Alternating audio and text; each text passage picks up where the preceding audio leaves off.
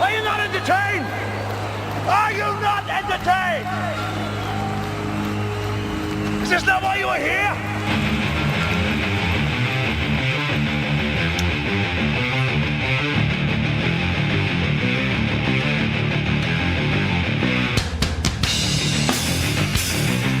Thank you for your patience today. I was waiting for my neighbor to drive his Harley Davidson away. He was gunning it outside. You can hear it too easy. Gonna have a different look today. Looks count. Do you think that the red pill doesn't think about looks? Is it all just about game? Do you think that's all we ever talk about is game? Rollo, haven't you done this before? Yes, I have. People just don't seem to get the message. We'll talk about looks today. Talk about some other things too. Coming up.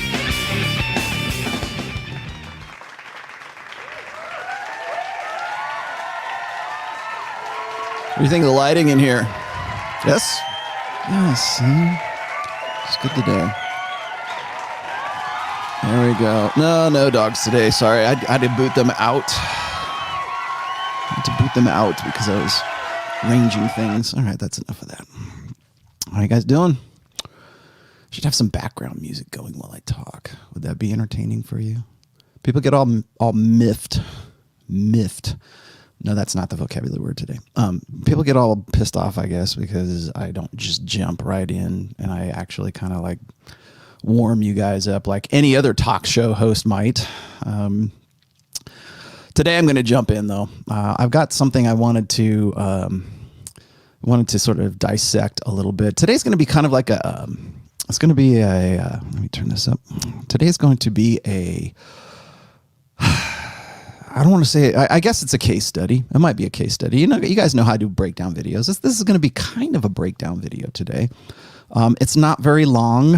I'm going to try to balance things out. I'm trying to do things a little bit differently right now. Book 4 is just about ready to send off. I had a couple of things I had to tighten up at the end, in case you guys are wondering, in the afterword. I always do a forward and an afterword. I was planning on having Pat Campbell write the foreword, but then of course he had his accident back in February and that would have put a damper on things. So I wrote it myself. And I always put a foreword and I always put an afterword in all of my books. So those are like the last things I usually, it's funny how like the foreword you would think was the first thing you do. No, actually it's one of the last things you do. And of course the afterword is too. And the afterword's really just sort of like, what I went through when I was writing this book for 3 solid years. If lighting looks different in here, it's because it is different in here. I actually put some blackout, well, not curtains, but I put some blackout panels, I guess, against those things. Oops, there's my, excuse me, I did not turn off my email just yet. There we go. Now we're good. Today I'm going to sort of dig into a video by Red Pill Coach. Some of you guys are probably familiar with this guy. And people ask me this all the time. They'll say, what do you think of Corey Wayne?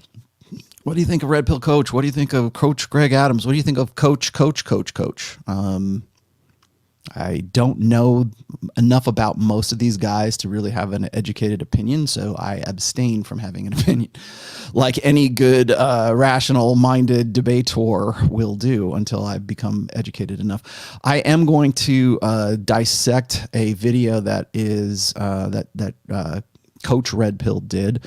And the reason I'm going to dissect it is because I think it is relevant to a conversation that is constantly evolving in the manosphere. When it comes to looks, a lot of guys always say, like people say, oh, how come you don't debate face and LMS? Because I don't owe you a debate, okay? No debate will happen because there's nothing to debate. We can have a conversation. You want to say, hey, why don't you have him on and just talk to him? Okay, well, I'll be happy to do that or go on his and talk to him. But there's no debate that happens because debate is actually something where you have a topic and you're actually talking about something. If you say, well, I don't think hypergamy is what you think it is. Okay, well, tell me your premise. I'm happy to, let's discuss this. I did the same thing more or less with the guys on the Charlie and Ben podcast. And usually it comes down to anecdotes. Usually it comes down to, well, in my opinion, or as a woman, and whenever my friends don't. Okay, well, but let's just look at things in a little bit more generalities here. And then, of course, as soon as you say the word generalities, people just start losing their minds. But I think a lot of people think that the red pill in general doesn't talk about looks all that much. And the fact of the matter is we've talked it and done it to death. That's the problem.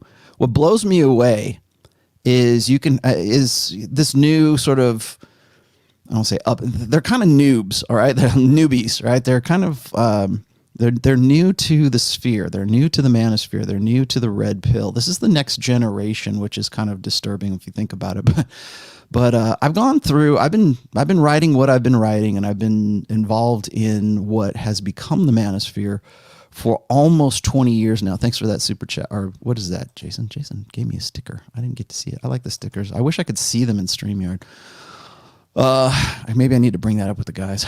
Anyways, we've talked about looks for forever. I've been writing what I've been writing for almost 20 years now. The Rational Male as a blog has been around for 9 years. Officially, as of August, it's been around for 9 years. I'll have the 10-year blogiversary in August of next year. I started it in 2011. The book, the first book, The Rational Male. By the way, I'm the author of The Rational Male. Hi.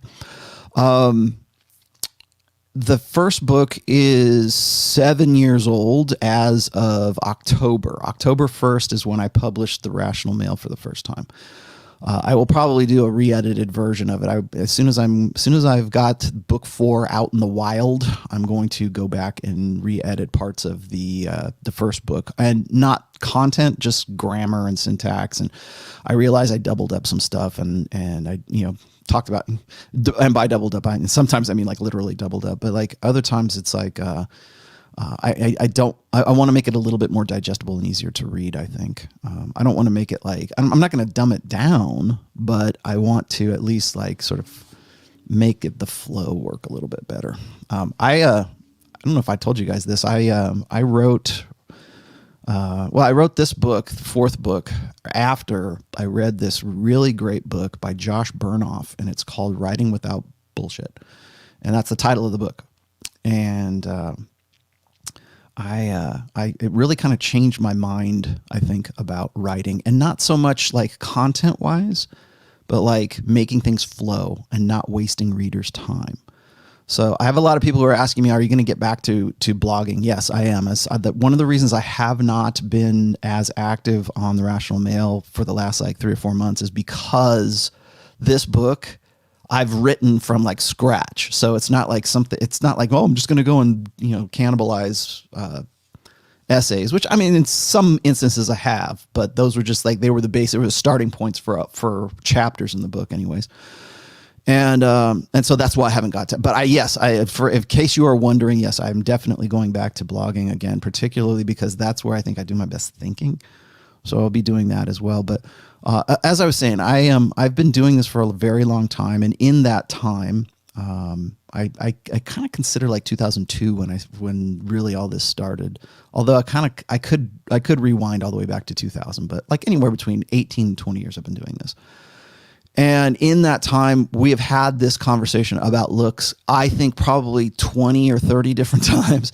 And it's usually in I don't say a generational thing, but it's like if a fresh crop of, fresh young freshmen to the red pill come into the manosphere, and they go, well, Rollo doesn't talk about looks. I've talked about looks quite a bit. If you go and you read book 1, there it is. It's all right there. Go check it out. One of the reasons I called this Looks Count is because I have a very kind of seminal essay, I guess, titled Looks Count. And I've talked about this before. I've gotten into it from both sides when it comes to the looks argument. Usually guys will say, well, it's all about looks. It's all about you just have to have a perfect jawline, and well, you have it easy because, girls like your look. Or you have it easy because you have a V-tape, or you have it easy because, and I'm not going to say that there aren't genetic advantages that guys have. They can. But that's not the end of the story. That's my whole thing. And so I wrote this essay called Looks Count, and it was about looks, game, and affluence was the sort of the status slash wealth slash, money kind of thing, resources. And I wanted to kind of update that a little bit in this podcast, and I will probably write an essay about this at some point. So expect that at some stage. So what I mean by look, obviously looks is physicality, right? It's your genetic advantage, and you're never going to get past that. Okay. You're never going to get past that. You will always have to have some kind of arousal, some kind of attraction cue that at least draw, it's like the cover of the book, right? If you want to read, you say that, oh, you can't judge a book by the cover. No, you can. In fact, I know that firsthand because I design book covers, and I want people to be intrigued with what's inside. This is like a really stupid kind of aphorism that we think of. Oh, don't be so judgmental. You shouldn't judge a book by its cover. No, you can absolutely judge a book by its cover, because usually the cover is what people put on there so that you will be intrigued enough to open the book and read the book, right? So, I mean, it's kind of a silly aphorism, but I get it. I think it's, Beauty and the Beast kind of thing. Like, oh, you've got a good soul. You might it's the Elephant Man. Do you guys ever see the Elephant Man? I was trying to, I was walking the dogs, and I was thinking about what am I going to talk about in this? How am I going to kick this off? What kind of notes do I need to put down for this? And for the life of me, I thought, I don't know why, but I thought of the movie, and it's actually a book and a real true story called The Elephant Man. If you have not seen The Elephant Man, you should, especially if you're looks guy, if you're the guy who is all about looks are everything, go watch The Elephant Man. Not because the guy's getting laid like tile, he didn't.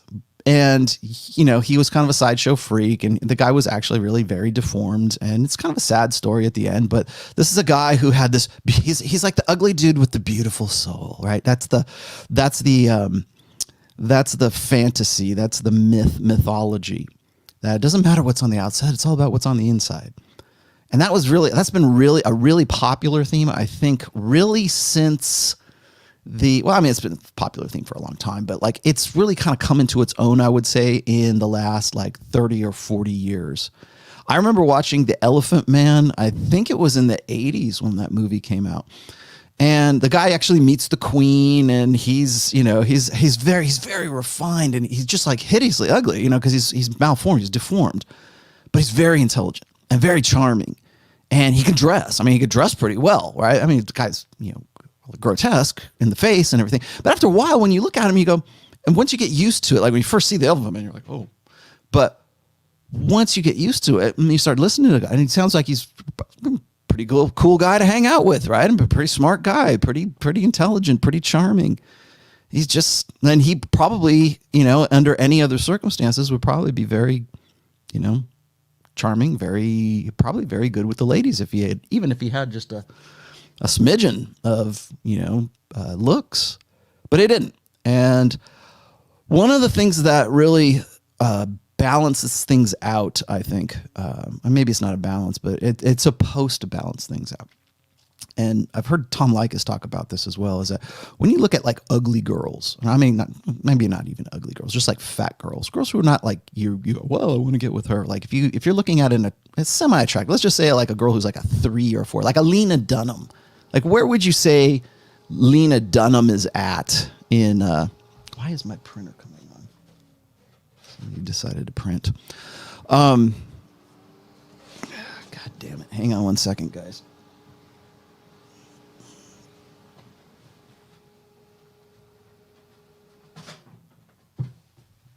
Nobody gets to print while I'm doing a show.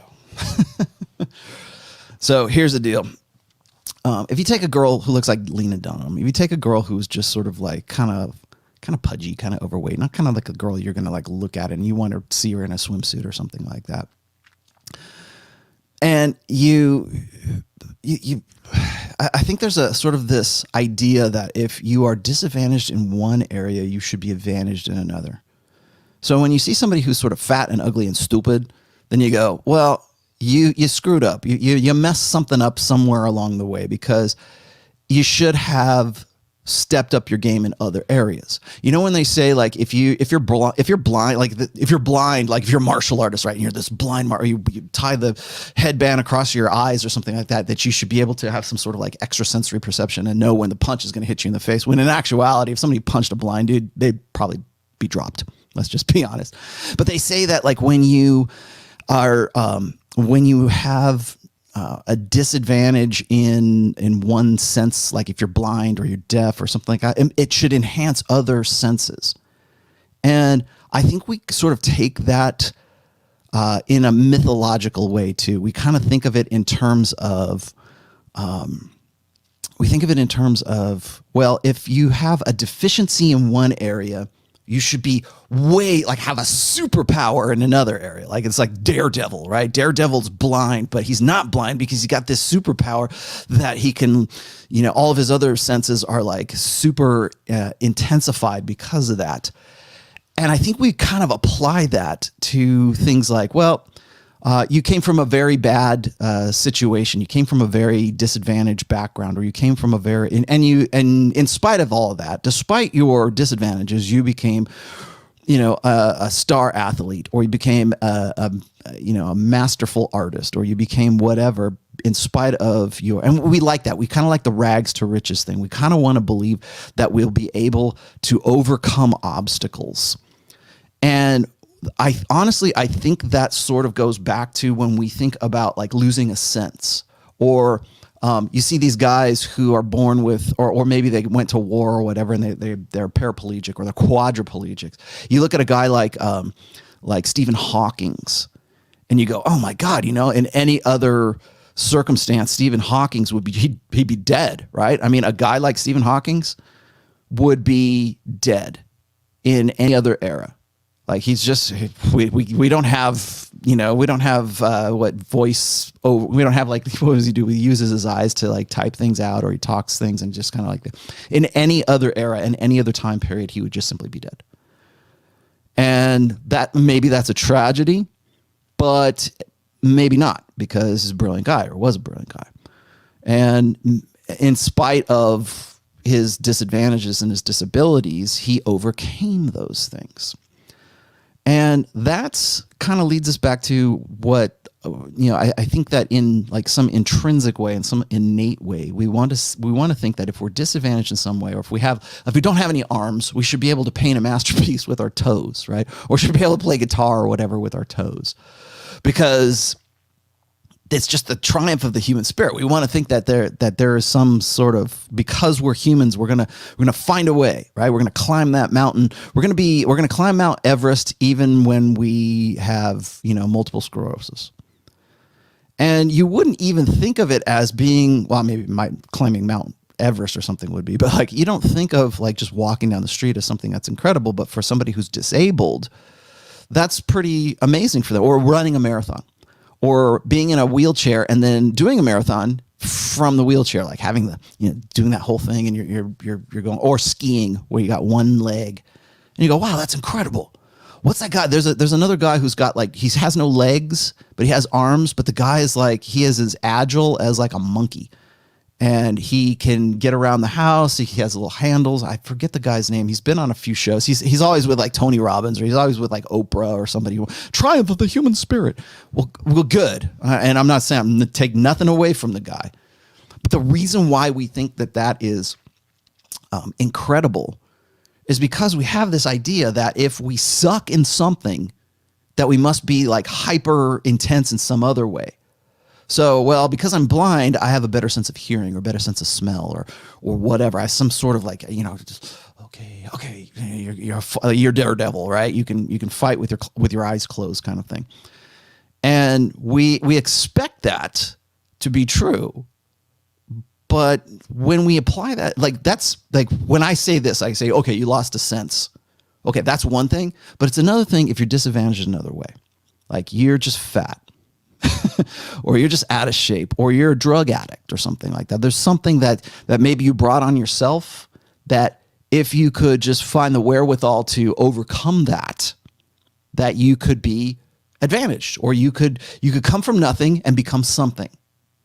Right? You start at zero. Like I love how this, I have a real tough time with enlightenment thinking right now, as you might guess, because of everything that's going on in the book that I've written right now. But part of that is like, we're all born equal. Well, no, we're not all born equal. We're not all the same. Men and women are different. Human beings are different. What you do from there is up to you. So we're not all born equal. We all have our inherent disadvantages and advantages, but what you do from there is really kind of up to you. So it's like, what have you made of yourself? I say this all the time. When guys say, well, Rollo, I need guidance. I need a counseling appointment. I'm happy to talk to you, but I'm not going to give you a prescription. I'm going to give you an analysis. And the reason I don't give prescriptions is because you guys have to build your own lives. I don't want Rollo Tomassi guys. I want you to be your own guy. Now, if you use my book and you use my advice, or you use my analysis or my suggestions or whatever, I'm not going to give you 12 steps to living the perfect life, because you're you, I'm me, and that guy over there is him. And you started at one point, he started at another, I started at another, and I am what I've made myself for X amount of years. You're doing the same thing. You're probably still, if you're younger, probably younger than me, but if you're younger than me, or maybe you're older than me, you are the sum, total, I guess, of the experiences and the things and the decisions that you made. Okay. Causality, right? Cause and effect. So that I'm starting here because we're going to talk a little bit about what's called a just world concept. And this gets thrown around, I think, a little too liberally. It gets thrown around like, well, you had, like, especially today, we'll hear about, like, oh, you have privilege, you have white privilege, you have male privilege, you have this privilege, you have rich privilege, you have that privilege. You were born in America, so you have American privilege, you have whatever. And it's like, yeah, we do. In some way, shape, or form, we do. But what you do with it from there is up to you. So you can be born as some poor child in, Sudan, and move over here and become the next greatest rap star, or whatever it is that the next greatest artist, the next greatest. You cured cancer. Congratulations. And what did you do with it? Now, I think that a lot of people think that there's always going to be this, I say comparison, but there's always going to be this sort of dichotomy. Let's just say, I'm just using big words today. But this dichotomy about, like, well, I'm screwed. I was just born this way. I was just born ugly. I was just born without two legs. I was just born with, a toe hanging out of my face or something like that. I'm just born this way. Like, it's like determinism. And I think what kills me a lot of times, particularly when it comes to the looks side of things, is that it's very deterministic. And I get run up the flagpole constantly for being overly determined. Oh, you're biologically deterministic. Oh, people are people.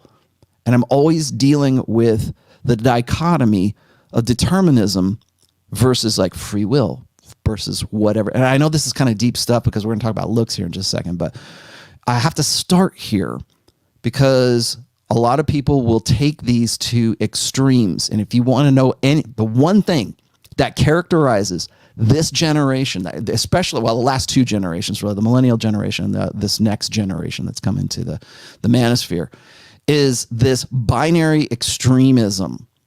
We see this and we can talk about it in terms of politics or society or whatever it is. I have made this case, and I wrote about this in book 4, is that we are in the age of emotionalism. This is the age of ego, the age of emotionalism, the age of I want what I want, and it's all about feels and follow your heart and all that kind of stuff, right?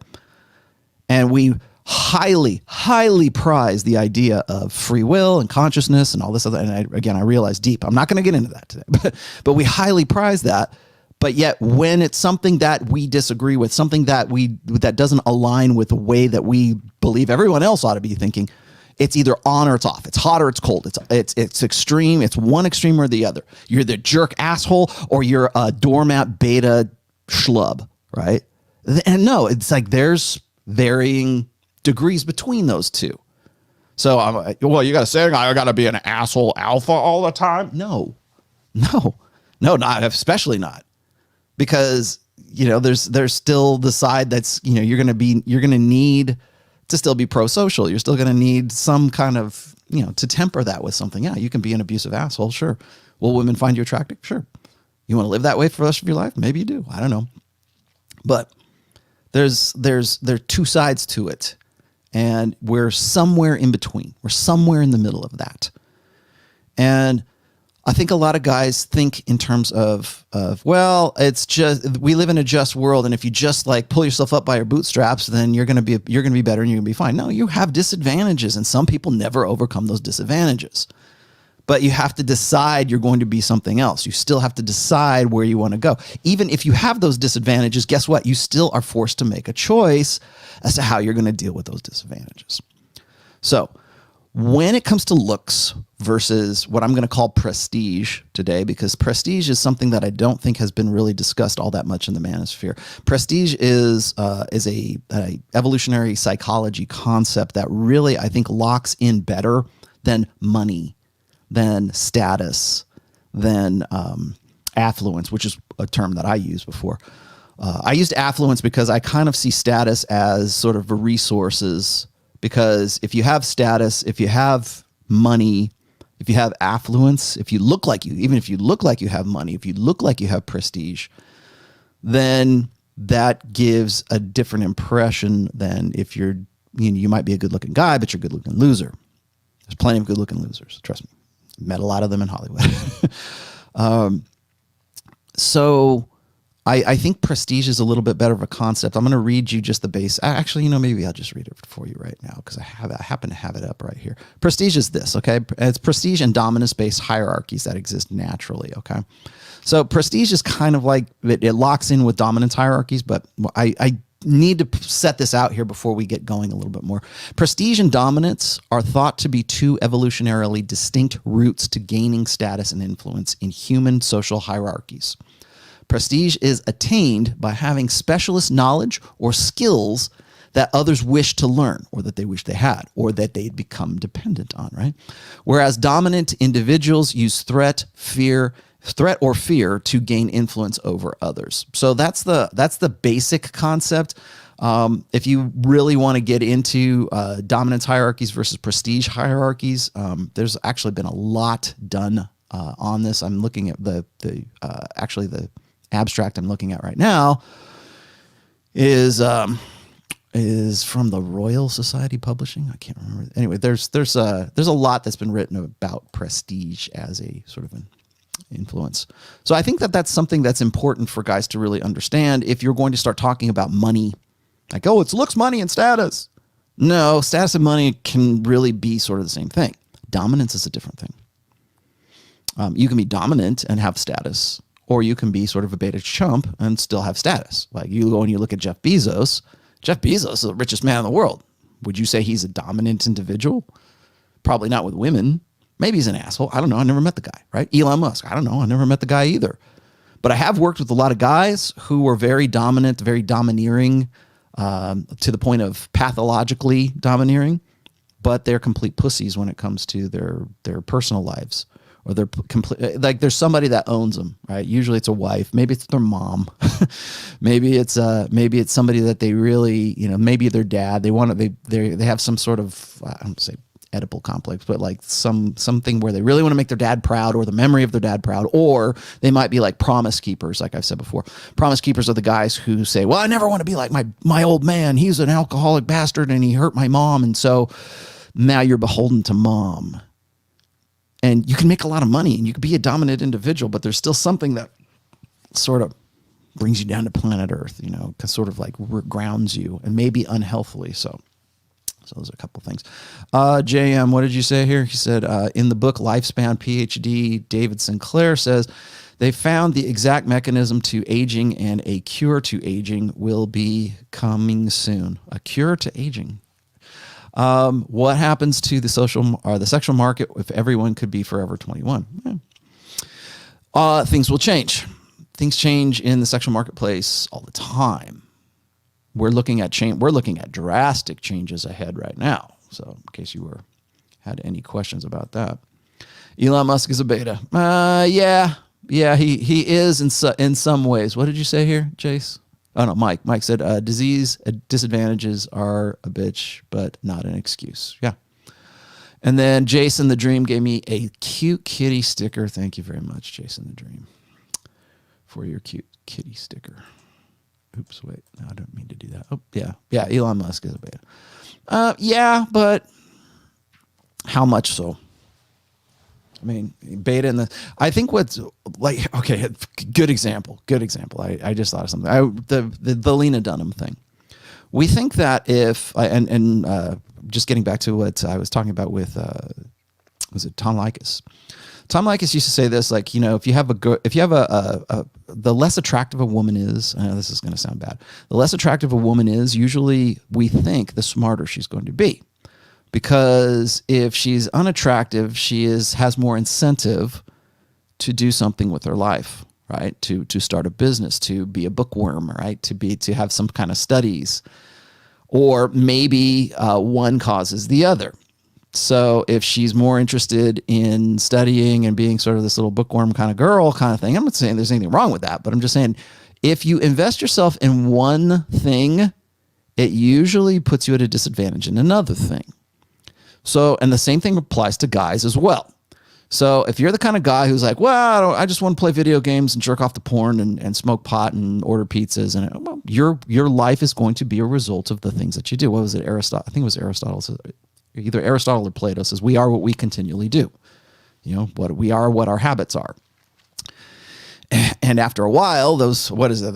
Habits create a destiny or something like that. It's, okay, yeah, but essentially what it's saying is you're the sum result of the decisions and the things that you're doing for yourself.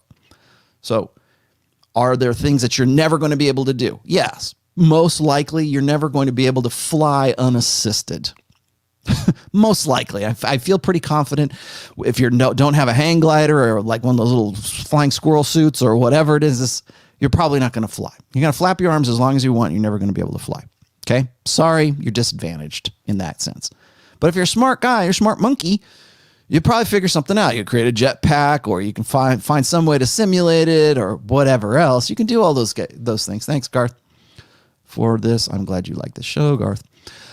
You're not going to be able to do that. So it's terribly unjust. I can't stand it. Oh, well, okay.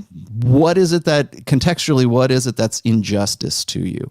In this case, guys are going to say, well, I don't have a strong jawline.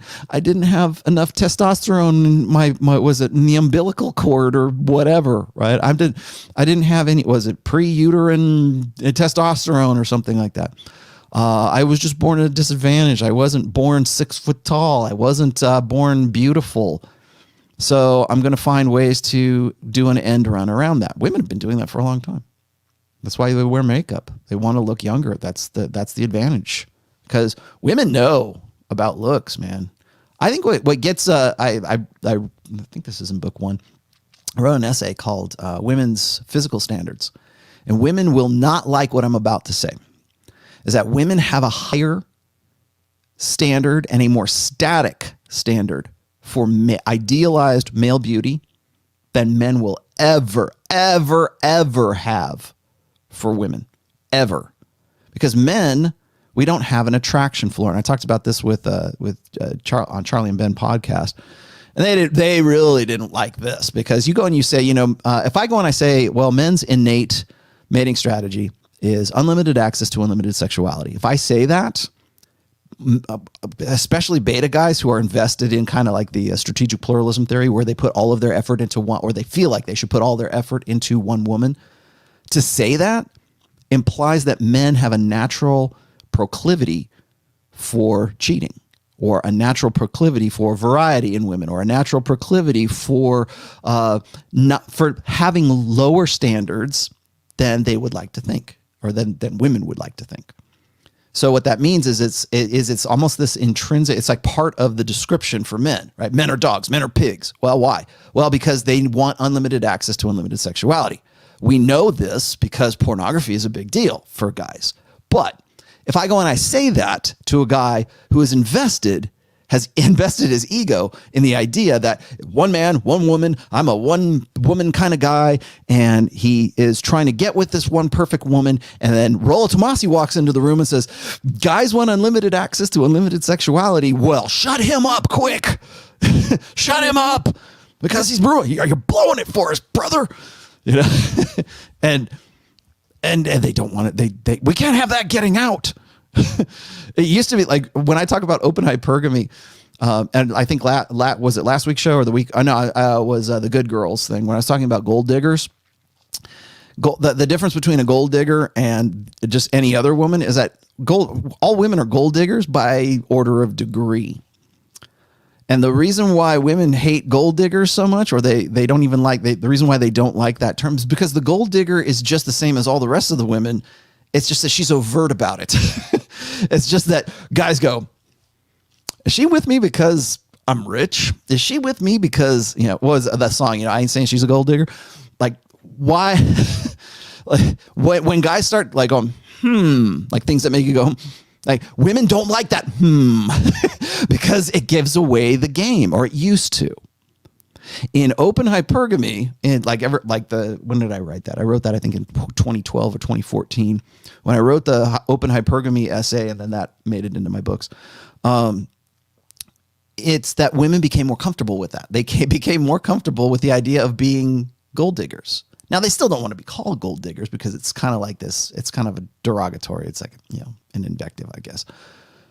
But the fact is that women celebrate the fact that because they don't have to worry about it anymore, and they will say that they have higher standards. Women are allowed to have standards. Men are not allowed to have standards. So when Rich Cooper or anybody else makes a list of just like 5 or 6 things that, here's how to make yourself more attractive, ladies, women lose their minds. But women can make profile after profile, Tinder profile after profile, Match.com, whatever, Craigslist, I don't know, whatever, wherever they're saying, this is what I want in a guy. And it's this laundry list. And I think it was Royce who said it's like the 463 bullet point laundry list of things that a guy has to have to get intimate with that particular woman. And you will see variations of that throughout women's dating profiles constantly. It's because they're allowed to have standards and men are not. And how dare you tell me what to do, man, Mr. Man? How dare you tell me to stay thin? How dare you tell me to have long hair? How dare you tell me to act feminine? How dare you tell me to give you, blowjobs 4 times a day? How dare you? How dare you? And so when I talk about standards, and we talk about physical standards, and we have to talk about physical standards first before we get into looks, because this is what black pill guys will say. And this is what red pill guys have been saying for a long time too. Congratulations. You finally caught up, black pill guys, is that women have higher physical standards than men do. And they have more static physical standards. Now, I look at it from this point, and I actually probably should have put this link in the description, so apologies for that, but I have a post called Women's Physical Standards. And I started it off with that actual saying, which is women have more strict, more static, and have done so for a very long time, ideals of male beauty than men have ever had. Now, we think of it the opposite way. And that's what throws women off, is like, it's a double standard. I have to look so hot for him, and he can be just this fat piece of crap, right? And he can, as long as he's rich, as long as he's got this stuff, then he's going to get he's going to make a partner in the law firm, and then he's going to dump me, and he's going to go get with his hot blonde secretary. That doesn't happen. That does not happen. That is an apex fallacy, first of all. And then second of all, it doesn't happen. It might have happened in the past. It might, when those examples come up, when you see the guy who made it big finally, and he dumps his wife and he gets with the hot blonde girl who was his secretary or his personal assistant or whatever. And you see that happen, and then the poor lady who stuck it through him through thick and thin. Now she's out in the cold, and her children are hungry, and that's why we need alimony, and that's why that doesn't happen. That doesn't happen anymore because we have alimony, because Women are incentivized to divorce, and men are not incentivized to divorce. Because that's what made part of what made marriage an unconscionable contract. It is a contract that if you knew all the details, you would not enter into. It would not make logical sense. That's actually legal terminology. Go look up unconscionable contract. It is pretty much the definition of how we do marriage today. So when we look at the apex fallacy, when we look at like, oh, well, you know, when you look at divorce rates and you say, well, why is it that women, if that apex fallacy is true, why is it that 70% of women file for divorce? Well, it's because men are assholes. Well, you told me that they're just dumping you to get with the hot blonde, right? That, again, doesn't happen, particularly in this day and age. It doesn't happen. But we still cling to those old order myths. And the other old order myth is this, is that women don't care about what you look like. They just care more about what's on the inside. Like they're more human. Like ever since I think the 70s, we've tried to make women more human than men. We've dehumanized men at the sake, and maybe the opposite has happened right now, but we've humanized women to the point where they're the human standard. They're when you think of like, what's the ideal human? What's the ideal way of being? It's usually based on the female experience right now. So it's no longer based, like when we say, oh, it's a man's world. No, because men are seen as either abusers or they're ridiculous, or they need someone like they are incompetent. It's incompetency, ridiculousness, or abuse. So you're either a borderline rapist, you're Homer Simpson, and you're a ridiculous male because you're wearing this mask of masculinity, or else you need saving. You're incompetent and you need a woman to save you from yourself. Those are really the three male archetypes. Whereas for women, we've said that, well, you know, women are they're the life givers and they're the nurturers, and they're sinless and they can do nothing wrong.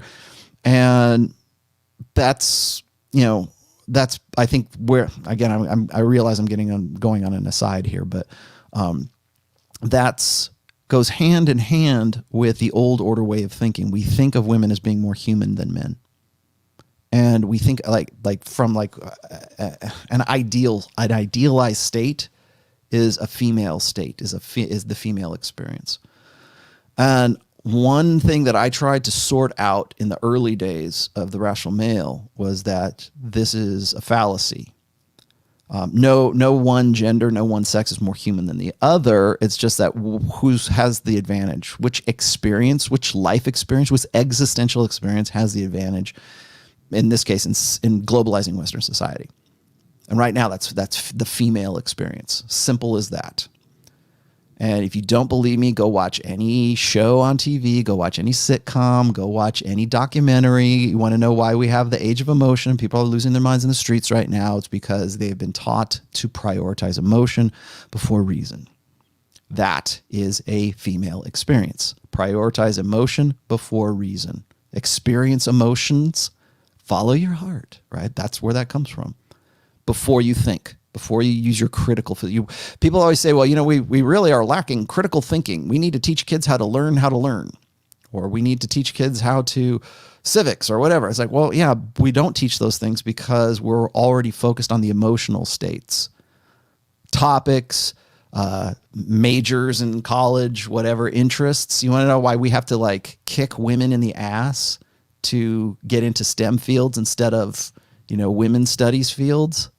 Because women's studies fields feel better than learning to code. Women's studies feels better than becoming an electrical engineer or an engineer in general, or mathematics or whatever, you know, STEM stuff. It feels better. That's why we have to incentivize women to do those things, and because they don't have a natural proclivity for it. That's not I'm not saying men are superior, men are inferior, women are inferior, whatever. I'm just saying that the natural proclivity is not to lean towards STEM. And as a society, we are become much more feminized as a result of prioritizing emotion before reason, because that's what women naturally, innately do. And we've based an entire society on that. So it's neither here nor there. But one of the things about the female experience that doesn't get talked about, but is, I think women are much more comfortable talking about it, is their focus on physical standards. So when you go back and you look back in the history books, and I know because I also have an art degree as well as a psychology degree. And when I was getting my BFA, I had to study quite a bit of art history.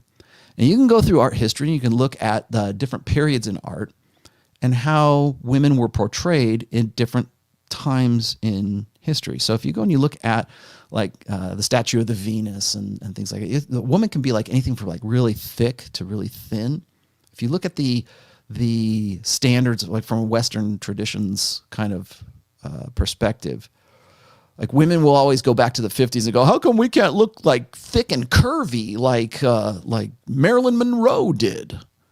How come we have to be these thin rails? And then they go, and now I see pictures of like Lizzo with naked, wrapped with a flag, with an American flag. No, get out of here with that. They're losing their minds about that Medusa statue, right? It's Medusa, and she's like buck naked. They're always buck naked, right? Or what was it? Mary Wollstonecraft. She's buck naked in the statue.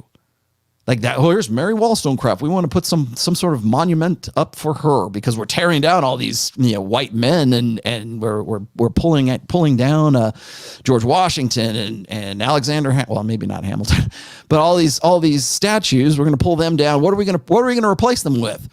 Naked women. How awesome would that be? Okay, well, let's put them up there. Well, women lose their minds because they think that, well, now that's an unachievable standard of beauty for us. Well, there is no standard of beauty for you because men don't care so much about that. If you don't believe me, I mean, we want hot women, don't get me wrong, but we want younger, hotter, tighter. We want, fertility and youth, generally speaking. But how we get to that, how we get to mating, like in theory, that's what we want. In practice, we go with whatever's the easiest way from point A to point B. So fat women, girls with big, huge butts, big boobs.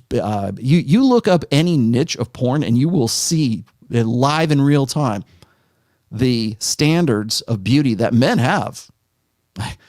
We like pale girls. We like black girls. We like girls with blonde hair, blue eyes, blue hair, brunettes, redheads, no hair, midgets, whatever. You name it, there's probably a niche of porn. I'm not saying that's overwhelmingly what guys want, but it exists.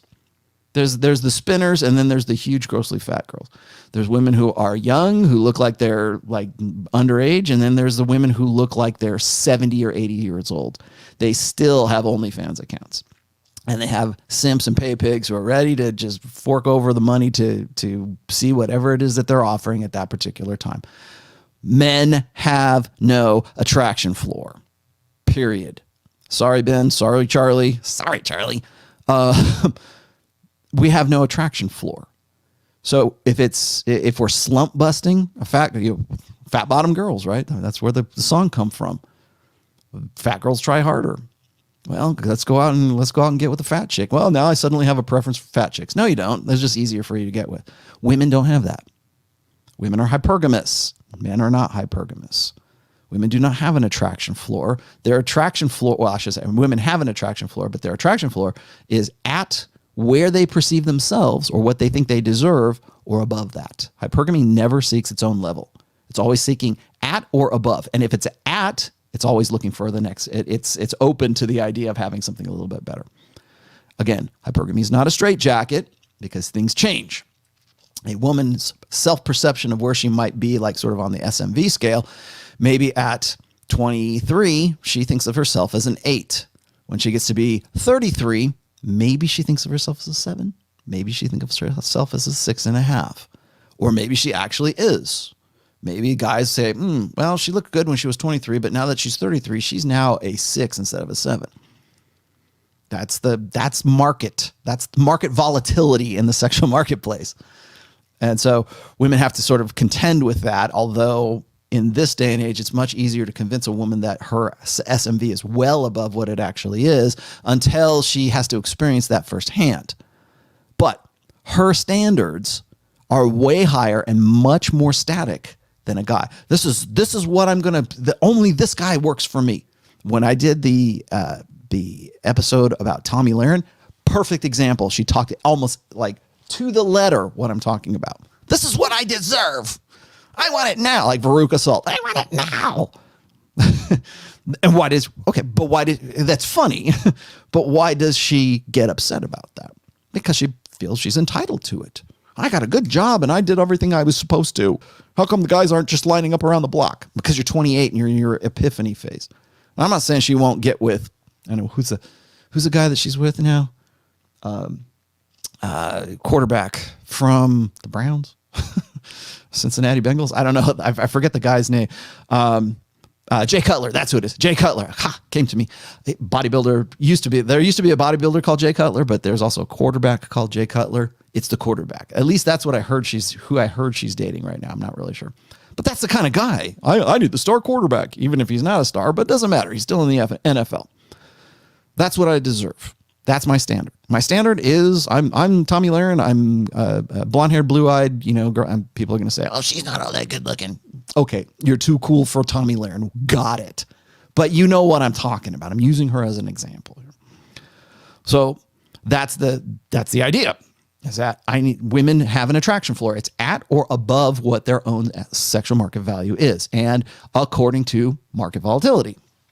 I have to throw in, I should probably get Aaron Clary on so we can start talking and making comparisons for market volatility, like things like market volatility, right? For start comparing the sexual marketplace to actual marketplaces, and then comparing and contrasting terms from actual marketplace economy versus the sexual economy, because that's what it is.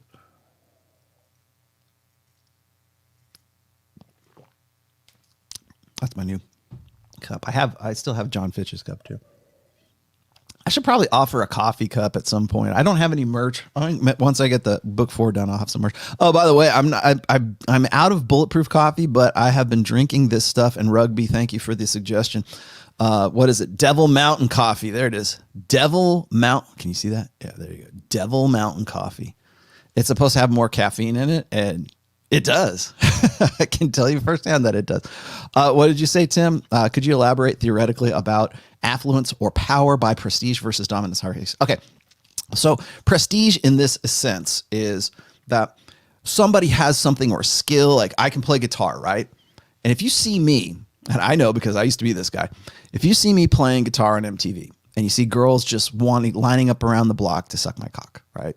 Then maybe you go, oh, he has prestige in that he can do those things. It's almost like prestige, I think, and I really need to explore this a little bit better, but I think prestige really kind of goes along with social proof, and it goes along with pre-selection.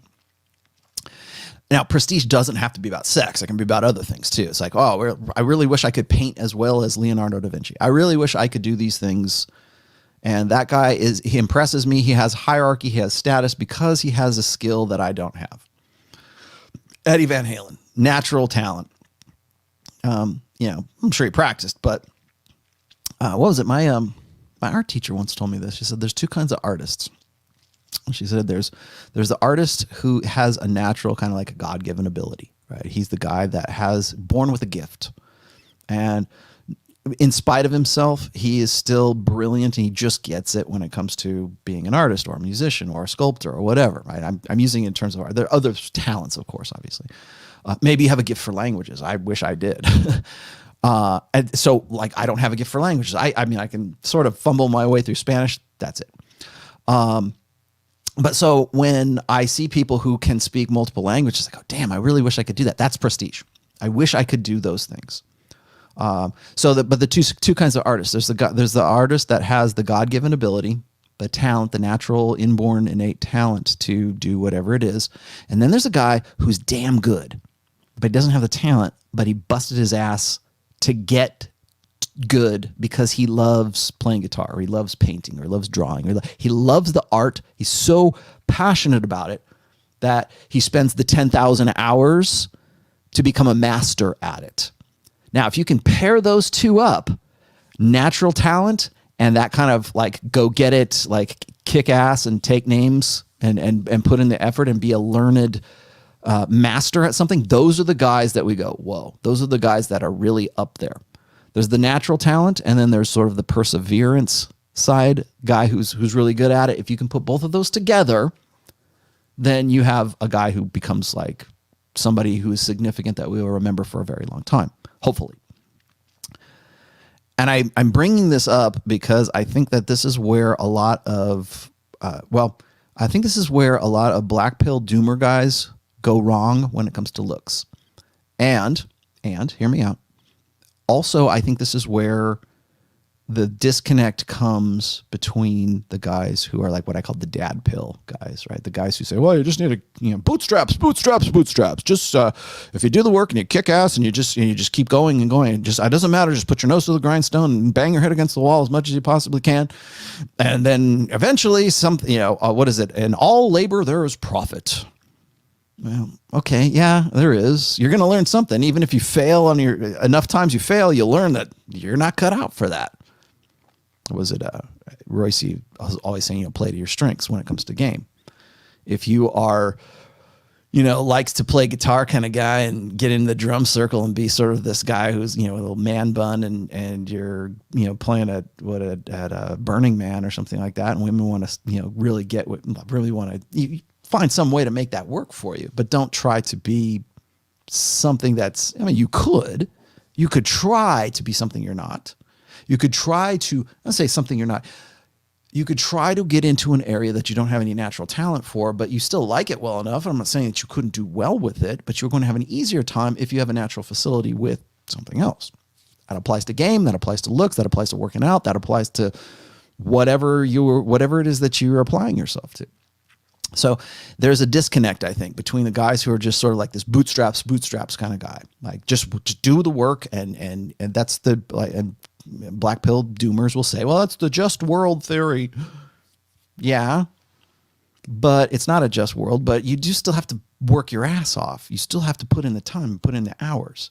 If you have a natural gift, you owe it to yourself to study that and to be. If that's where you're going, and you have the idea that that's where I want to go. That's my direction, and that's my natural talent. You owe it to yourself to study that talent and to become a master at it. Even if you don't do anything with it, you can still at least say, hey, I put this on the wall. That's what I am right now. I've done a lot of things in my life. I play guitar. I do art. I do this. I've written books. I've worked in, advertising, marketing, brand management, liquor, gambling. What else have I worked in? Promotional stuff. I worked in a lot of different things that I had no idea that I was going to get into. It's just like one kind of thing that I focused on led into something else that I really enjoyed and I really liked. And I kept going with that until life isn't about like accolades. It's not about trophies on your wall. It's about your body of work. At the end of again, I'm getting really philosophical here, but at the end of your life, it won't be, oh, I'm really proud of that trophy that's hanging on the wall over there that I got 20 years ago. It's your body of work. It's all that aggregate of all that stuff. So anyways, I don't want to get too deep on you there. But anyways, let me catch up with supers here real quick. I'll talk a little bit more about prestige here in just a second, Tim. I did see your thing. I want to get into the actual video that I'm going to sort of pick apart here in just a second. Man, StreamYard is slow today. Oh, I see an infamous rifle. I was checking out. It's funny. You might think that I was like all up in your grill last night because I watched your I was one of the three guys watching your podcast. I was actually building a desk in my other room, my other studio over here, and I had to have something on in the background. And I thought it was an interesting conversation. Patrick, what did you say? Just a big thank you, Rollo. Thank you. Won't believe, but you really saved my life last year. Okay, I'll believe. I was. In my darkest hour, I will never forget. Many greetings from Germany. Thank you. I'm glad. Here's a guy who did something, who built something, right? Saved his own life. Good. I hope I provided you with the tools. What did you say here? Dave says truth bombs. Thank you. And anybody else? Who else is up here? Nobody else. Oh, there's Hath. Hath. Girls and guys are equal, but girls are more equal. Depends on the context. It doesn't necessarily have to be, but depends on the context. Jeez, man, I am getting behind here. Hang on. I see you. Patrick says, prime example, disproving the looks is everything theory is still Tate speech. No hate. The guy has terrible jaw. All right. So we'll talk about jaw lines and stuff like that here in just a second, but I do want to go, I I don't want to get into too much detail about stuff. People, well, you need to have a better jawline or you have to be better shape. I see it here, Bulldog. It's not that looks is everything. It's that qualities at extremes have a disproportionate value. Well, yeah, that's true. Having a top 1% physique will give a man a distinct advantage, for instance. Same with money and fame. Okay, I agree with you, John. My problem is that guys will say that the looks will outweigh money and will outweigh fame and will outweigh even a skill. That's what they're saying right now, is that it doesn't matter what your talent core is, your talent base is if you're ugly, makes no difference. If you're ugly, if you don't have the jawline, if you're not in the, and boy, the standard, you know, what's funny is I've said this before, is that I was just saying a minute ago, is that women have a much more unrealistic, standard of beauty, a more static, more stringent standard of beauty, idealized male beauty than women do. And what's funny is the black pill today has taken that and run with it. Like to the point where it's like, it's even above, like for the black pill guys, it's even more than what the average woman's like idealized beauty is. It's like, well, you have to be like this or you'll never get anything. You'll never be the guy that she really wants. I'm going to talk about that here in just a second. But what Hath says, does hypergamy seek its level or higher, or does it just seek the highest it can get? Is hypergamy satisfied with, okay, stop. Don't not anthropomorphize. There's your vocabulary word for the day. Don't anthropomorphize hypergamy. Don't make it a personality trait. It's not. Hypergamy is not a personality trait. It's not a verb, okay? It's a subroutine that is going on in a woman's mind all the time. It is always on. It is a condition, let's just say. It's not a verb. It's not like, oh, she's hypergamying. No, it's not. It's not a verb. It's a condition that is always on. It's a mating strategy, is hypergamy. Okay. How she works that out, how that translates into a woman's actual, or womankind's actual mating strategy, that could be a verb, but hypergamy is not a verb. Hypergamy is a state. It's a condition. Is hypergamy satisfied with lower SMV if nothing higher is there? Well, what happens in a state? I'll give you the quick example of this. What happens in a state where the highest? Okay, for example, prior to the Western conquerors or Western influences that came from, like, I think it was Spain or France, that came to the Philippines. The average height of a Philippine man, even today, is something like 5'5", 5'6" is a tall Filipino. My best friend Ray is probably about 5'4", 5'5", and has done very well with women in his lifetime because he's got a good attitude and he knows he works with what he has. But here's the thing. So prior to like the Spaniards coming over to the Philippines or French coming over to whoever was in the Philippines, like Western white men came over the Philippines. The tallest Filipino man was probably about 5'5". 5'6" that dude was getting it, right? Because women all over the world prefer taller men. Simple as that. Now, suddenly a white Western man from Spain or France or wherever they came from comes into the Philippines, and he's not even 6 foot tall, because human males are actually getting taller right now. I believe that's the trend. But let's just say, back in the, 1800s or whatever, the tallest white guy is now 5'10". Now suddenly the global sexual marketplace is inserted into the local sexual marketplace of the Philippine Islands. And so now the white Westerners come over there. That guy is now 5'10". Do you think that the Filipino women are going to go, well, I want to really get with a 5'5" Filipino man, or would I rather get with the tall Spaniard who is now 5'9"? It doesn't even have to be all that much taller, just taller than the next guy. And then the next guy from I don't know, French Guyana or whatever the next guy who comes in there and he's 5'11", and the next guy shows up and that dude's like 6 foot tall, and he shows up, and now suddenly the marketplace the global marketplace has been escalated. Can every woman get that guy? No, but that's the new kind of standard, and it brings this thing up. Now that we're talking about a globalizing of a sexual marketplace from back in like 200 years ago. think it was 200 years, somewhere around there. Now with the internet and with globalization efforts that we have all over the world for the globalized sexual marketplace, what does that do to women who now have a cell phone? Who now say, oh, look, Lizzo here. Look, guys want to get with her, so it doesn't matter if I'm fat.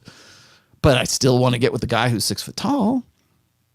So what it does is it offsets the market. It upsets its market volatility, right? It's economics of the sexual marketplace. So now this physical stand, I talked to guys about this from India and guys who are in like Asian guys, because Asian guys, I'm sorry, if I ever write a book specifically for a particular demographic of guys, it'll be Indian guys and Asian guys, because these guys are the ones who hit me up the most and say, well, the girls in my country don't want to have anything to do with me because the global sexual marketplace, because white men came into Japan, came into China, came into Thailand, came into wherever, in India, in the Philippines for sure, and upset that sexual marketplace.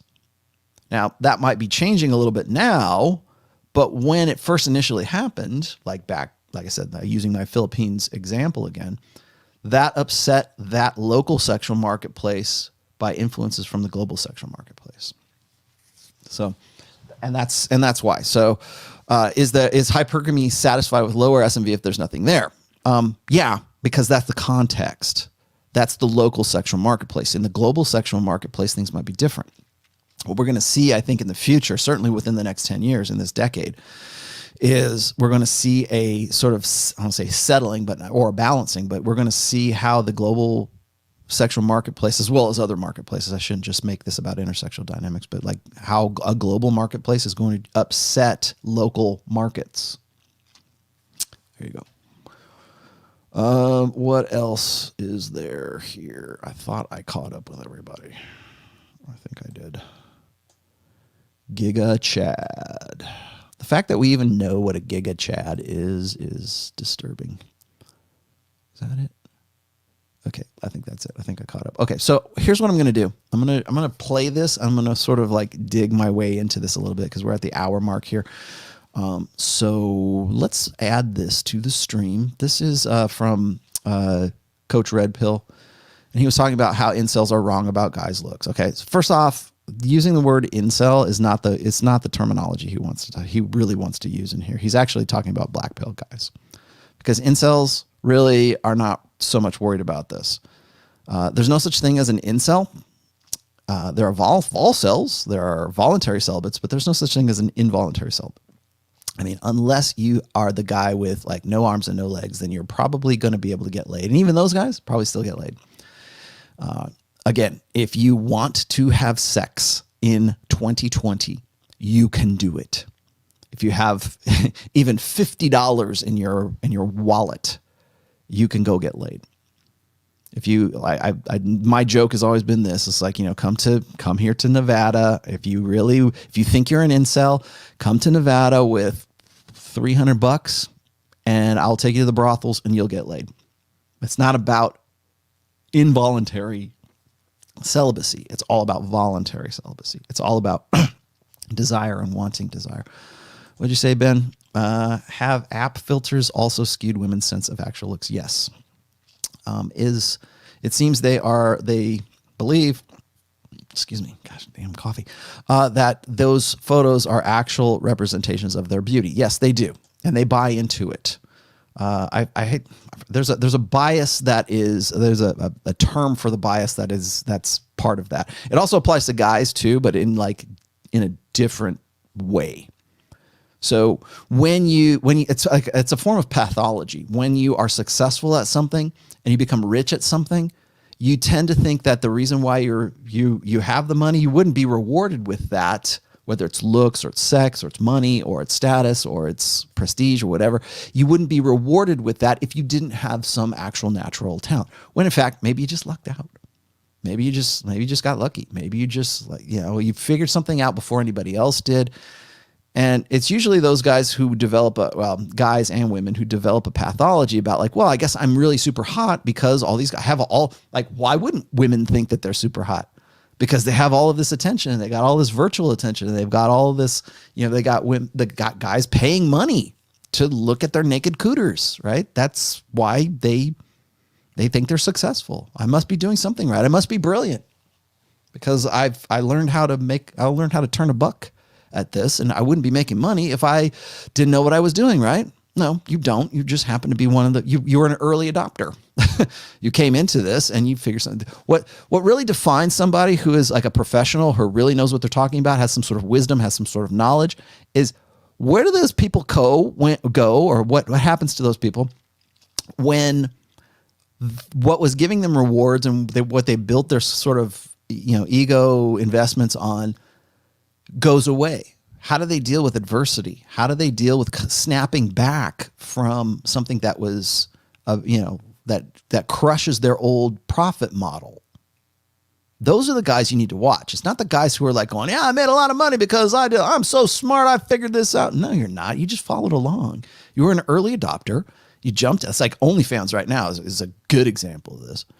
You're an early adopter. You jumped in at the right place, right time, right market, right message. And guess what? Maybe you've got, 6 months, a year, maybe 18 months to really profit off of this. And then you're gone. The same thing, same thing with Jordan Peterson. Like Jordan Peterson was, for a while there, for about 18 months, for about a year and a half, on top of the world.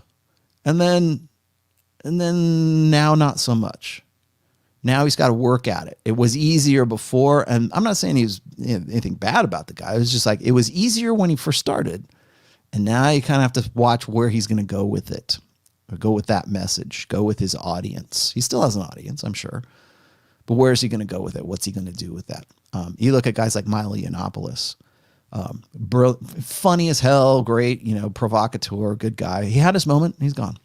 Same thing with Cernovich. Same thing with the rest of these guys. And it's the what's the endurance? How do you reinvent yourself? How do you snap back from adversity? What's your next play? What's your next thing? Because you can be successful at something for 6 months, a year, 18 months, something like that.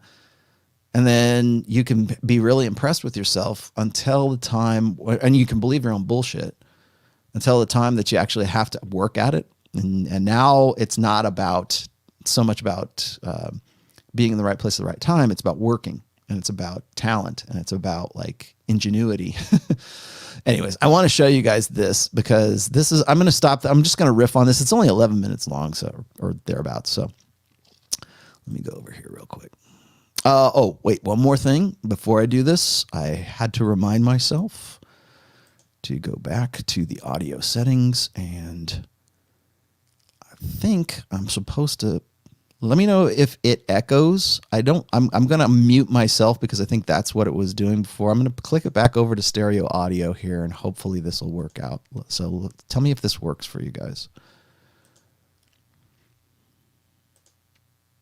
A lot of incels, involuntary celibates, have this obsession with a guy's looks. They're of the opinion that only a good-looking guy will be sexually successful. And this is it's practically a trope among the incel community, and it's a very destructive idea. It's a fixed idea that's wrong. And let me explain why. In high school and college, good looks do translate to sexual success, no question. Because girls in a high school setting or in a college setting, they're seeing men, and all of the men are pretty much the same except for their good looks. And sometimes there is the exception where a guy has a very big personality, a very charming personality, and maybe his looks are not that good, and so he will also be sexually successful. But for the most part, in high school and in college, where everyone is essentially the same, good looks are what you need for sex. There we go. So here's where I want to start. Here's where we start the first part of this. Essentially, what he's talking about here is what I covered in my second book, which is Preventive Medicine, and I will show you where I did that because this was the actual timeline here. Okay, so when you look at age 15 till about age 20, right there through the teen and the break phase, I would argue that looks are important all the way through high school, all the way through the party years, and even into the 30s. Now, is that the only thing? No, that's the only thing women know and girls know back then, is because they have no appreciation for money or status. I mean, there's status too. There is prestige in the sense that like women want to get with a good looking guy, or teenage girls want to get with good looking teenage guys. And if the guy happens to be the quarterback of the football team, that's good too. He's got to be popular. He's got to have something else going for him too. That, but mostly speaking, he's correct. And I spelled this out in preventive medicine, is that during the teen years, that's all there is. And if you're a teenage guy and you're watching this show right now, you'll look at this timeline here from 15 to about 20. So you're looking at 5 years, and it keeps going. The party years right now, the reason why I would say that women are prioritize looks above all else is because they can. And women, when they get to be 20, 21, 22, 23 years old, like I said, the peak sexual market value years, when she gets into those years, that's the prioritization of what she finds attractive, of what she wants in an intimate partner, is all prioritized with looks at the top of that list. So think of it in these terms. If a girl's 15 to say like 25, there's a 10-year span right there. If there's a list of priorities, like what she wants in a guy, at the very top of that list is he's got to be good looking. He's just got to be hot, H-A-W-T. He's got to be hot. If he's not hot, then he better have something else going for him.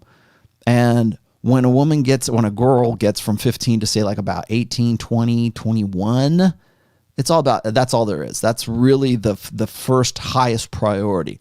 And from there, she sort of developed, I think women like even young girls on some level of consciousness realize that when they get to that peak year, like right around 23 years old, that's when they're kind of like, okay, I'm at my peak of demand, and I'm at the peak of my sexual market value, but I'm also at the peak of my ability to be sexually selective. That's, again, why is it 21 forever and not 41 forever? Because that's what women look back to or idealize as their prime years for sexual selection. Oh, I was living it up. It was so great. Like when women are like 32, 35, 36 years old and they've got like a kid or 2 kids or whatever, that's the time in their life that they're looking back to. When I was 21, I was so wild in my college days. That's what they're looking for. And what characterizes, what made that romantic? What made that a time that they look back on? Well, because they were at their peak of sexual selectivity. That's when they had the most potential to get with the guy who would have been the one that got away. He would have been like, oh, I remember when I was in college and I got with this guy and I just couldn't lock him down. Or maybe I really wanted to stick with this guy and he was really fun and hot and cute and everything, but I didn't. And he was the one that got away. Pine for that. Again, it's the alpha widow ideal, but different. It's the idea of that. Not so much, there doesn't even have to necessarily be a particular guy. Women want to go back in time to be 21, 22, 23 years old because that's where they had the most potential. And for guys, it's opposite.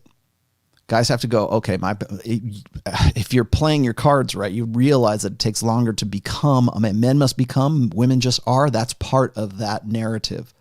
The part of women just are is once you're 22, 23 years old, somewhere around there, that's your peak potential years, and because you're hot and you have what most men from age 15 to 90 years old have and want the most of. So that's what puts women at their peak potential. So he's not wrong about that. What he's wrong about in this sense is that this is all there is. And I'll continue here. Hopefully this is not, I'm going to mute myself, but go ahead. Sexual success. But high school ends, college ends. And the fact is, as you get older, other things come into play that are much more important, that women find much more attractive than a guy's looks. Financial success, social success, the esteem and respect of your peers and your social group. that becomes a much more determining factor insofar as sexual success is concerned than mere looks. But see, what happens is that a lot of incels are basically isolated. They are. All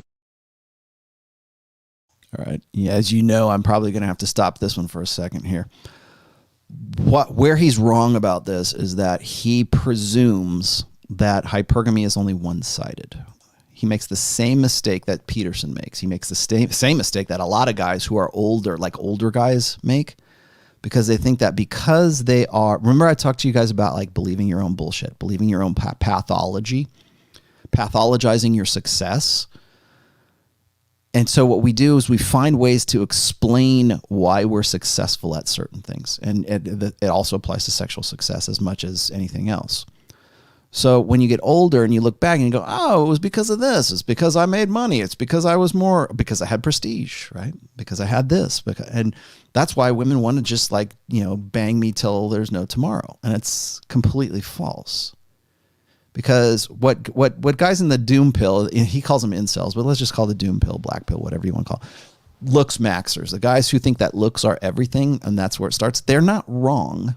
They're not wrong in the sense that, because what happens is you have to remember that hypergamy is a two-sided equation. It is alpha seed and beta need. Alpha fucks, beta bucks.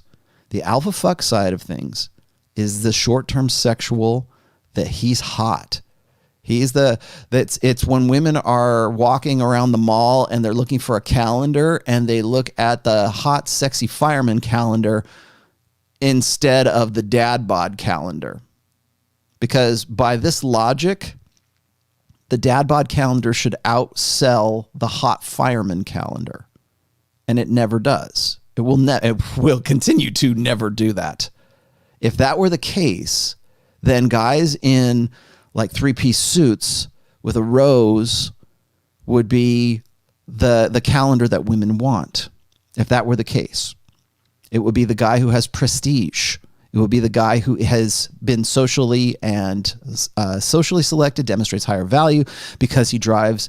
It would be guys leaning next to Lamborghinis in an Armani suit with a rose and holding it out to the girl. That calendar should outsell the Chippendales calendar. That calendar should outsell the hot, sexy fireman's calendar in December, like right before you need a calendar, right? It should, but it doesn't. They don't even make those calendars because they just don't sell. The kittens calendar sells better than the guy in the three-piece suit.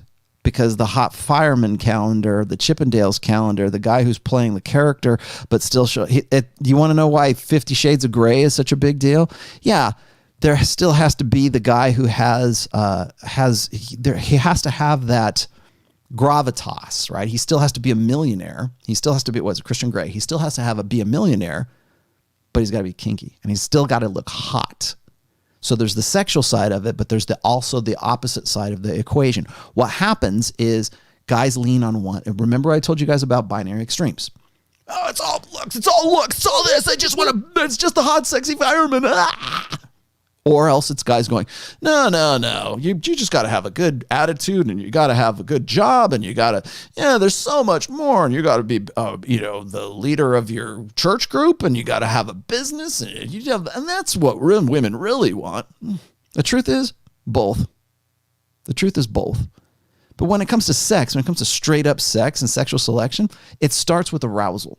And I have to point this out because I've tried to make this clear for the last 12, 15 years. There is a difference between attraction and arousal. Arousal is based on the physical side. It's the good genes side of things. It's the CAD side of things. I think it was Mystery, PUA Mystery, who said women want a balance, or they want some kind of balance between, survival value and genetic value. And this just goes back to our evolutionary past. They want a guy who is in control, has a capacity for violence, has the V taper, the strong jawline, the guy who is, has got a good biceps. He's muscular because he looks like he can handle things. He can kill the saber-toothed tiger. He can kill the rival male. He can protect her. In our evolutionary past, the 3 P's of the beta buck side of hypergamy, which are protection, provisioning, and parental investment. That's the beta buck side. That's the long-term security side. The short-term sexual side used to coincide with that. So if the guy had a capacity for violence, that means he could protect her. He could crush her, and it's like crush you like a worm, right? But he won't, because he's the beast that she can tame. And women get off on that. Every romance novel is based on that trope, is based on that mythology. He's buff. He's so hot. He's so hot right now. Like he's got, he big shoulders, and he's got a 6-pack, and he's 6 foot tall and all this other stuff. It used to be that physical prowess translated into protection, translated into provisioning, translated into hopefully parental investment. That was the only part that might not have transferred over. But you want to know why women love the mythology of being the one or being the woman who can save him from himself, turn the beast into civilize the savage beast, turn Tarzan into the Lord of Greystoke, right? Jane can turn Tarzan from this monkey man into a good civilized guy, or Belle can turn the beast into the prince. That's where that all comes from, and because that's the fantasy. That's what I don't even know the name of I can't even tell you the name of the female character that was in Twilight. Bella? Is that who it was? Maybe it was Bella. There you go. Or whoever the chick was in 50 Shades of Grey. Who cares? Doesn't matter, because she's intentionally ambiguous so that women can put themselves into that role when they're reading the book so they can escape. But Christian Grey has to be kinky. He has to be at least hot in some way. And he's got the 3 P's, right? He's got to have provisioning. Maybe protection is not something. He's still dangerous. He has this dangerous kind of he's out there kind of. He's esoteric, right? I need to save him from himself. Okay, there's that side of it. But when we're talking about arousal and we're talking about attraction, those lock in with alpha fucks and beta bucks. Alpha fucks, short-term sexual, genetic benefits, as Mystery would say, is on that side of the hypergamous equation. So you have alpha seed, you've got danger, you've got dark triad, he's got to look like the hot sexy fireman, he's got to have these physical features, he has to have those standards. In the past, like men, a fat woman used to be in vogue, right? Or a particular body type for a woman was a thing. If you go back through art history, like I was saying, you go back through art history and you go to the Rubenesque period of painters. It was like big fat women. It was, that was in the great shape back then, but you weren't. It's because we don't have an attraction floor. And so you'll see those things. For women, it's always the athletic type. It's always a certain height. It's always a certain level of athleticism. It doesn't mean you have to look like a big, steroid bodybuilder, but you still have a swimmer's body. You still have to have some sort of muscularity, some sort of definition. You've got to have, a little bit more muscle might be okay, but you still have to have that athletic ideal. That is what I meant when I said that women have a more strict, stringent, physical ideal of male beauty. That's what it is. It does not change throughout history. It does not change. So if you go and you look back at, body types and stuff, you'll never see overweight guys sculpted as Greco-Roman sculptures. You will never see unless it's like a Caesar or a leader or something like that are trying to document. Okay, maybe. But the ideal male beauty is always one thing. It's always that Greco-Roman athleticism, which is sort of like, muscularity, looks cut. Doesn't necessarily have to be like I said, it doesn't have to be Arnold Schwarzenegger. I'm not saying that that's bad, but you got to have at least that threshold. That's the alpha fuck side of the whole thing. Arousal. A woman has to be aroused by you for you to even be able to explain yourself, or to get to the point of game, or to get to the point of where status, prestige, game even comes into play. So it's not that one of the things that throws off incels today, I don't want to say incels, but like it throws off black pill, doom pill guys today, is because they're always online. He's not wrong about this. They're always online. They're always isolated. They're only seeing stuff like the experiment of the Chad who goes on there and says he's a pedophile, or he just got out of jail or something like that, or it's the Jeremy Meeks guy who's just this gorgeous looking guy that like women don't care. Like only women get hybristophilia. You will never see men with hybristophilia. You will never see a man go, I really want to get with a convicted felon woman. I mean, usually not, but that for women, they have to separate prison guards from the male population in prison, because women will fall in love with a thug. They'll fall in love with a guy who is more alpha, because they don't get that in their real life, because he meets the threshold for arousal, and now he also has thug capabilities. He's also has the capacity for violence, clearly, and so they fall in love with that. By order of degree. It doesn't necessarily have to be somebody who's incarcerated, but you get my meaning here. So there's arousal and then there's attraction. The attraction side of things is important. Not saying it's not, but it's only important at a specific time. Remember the timeline that I was here. I'll just throw this up there real quick. Where'd it go? There it is. Again, coming back to this, I really should just do a full series on preventive medicine. So right around 26, 27 years old, you'll notice that it says beta long-term up there. So the gray, I should explain this. The gray lines at the top there, alpha short-term, alpha reinterest, beta long-term. Now beta, I'm using these as abstractions. I'm not saying you're a beta. Okay, so when I talk about beta long-term, I'm talking about the opposite side, like the attraction side of hypergamy, the beta bucks side, the long-term security side. Because once a woman gets past, like, say, 26, 27 years old, that's when, I'm not saying they hit the wall, but that's when they start thinking about things in the long term. They start to have a little bit of insight, because they have enough experience under their belt to know that, well, I want to get with a hot guy, but I'm not getting any hotter myself. I'm this side of my peak, which was 23. As you see at the bottom there, it says peak SMV for women. So when a woman gets past 23 and she gets to, say, 26, 27, 28, like I was saying, Tommy Lahren, she is well within the epiphany phase right now. So what happens is right around 26, 27 years old, women go through the competition anxiety phase, which is usually, I spread this out just to be on the safe side, it's 26 to about 31 years old. And that competition anxiety really intensifies then, because they start thinking in terms of long-term security. That's why I said beta long-term. So when Red Pill Coach here guy starts talking about how in the early 15, let's just say through 25, 26 years old, alpha fucks is everything. It's all about sex. It's all about looking hot. It's all about sexy firemen. It's all about the arousal side of hypergamy. When she gets to about 26, 27, that's when women start to think about long-term security. That's when they start thinking about the 3 Ps: protection, provisioning, and parental investment. Long-term, start a family.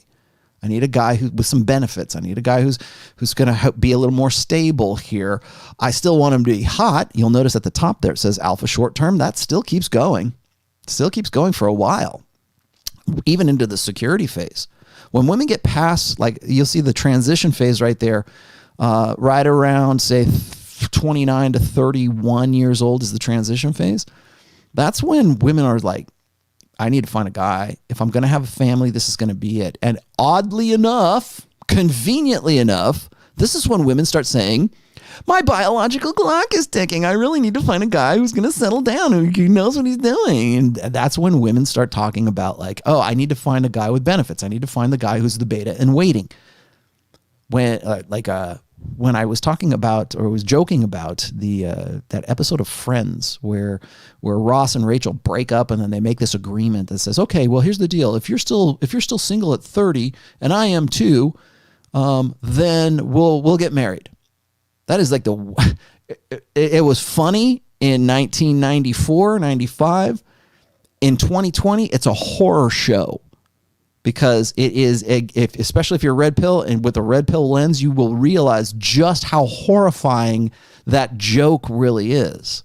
Because it's not a joke. It is a plan. It is a strategy. It is women saying, okay, I'm 20, and from the time I'm 20 till the time I'm 30, I want to ride the carousel. And then when I'm 30, Ross, if you're still around when I'm 30, and he will be because his SMV peak is not until 36, 37, 38 years old, he'll be the beta in waiting. That's exactly what that plan is. That's what the joke is. Wait for me till I'm 30 and then we'll get married. When I'm used up and ran through. When I've had my fun. When I can't do it anymore. When I can't compete anymore. I know. And here's why I think that this is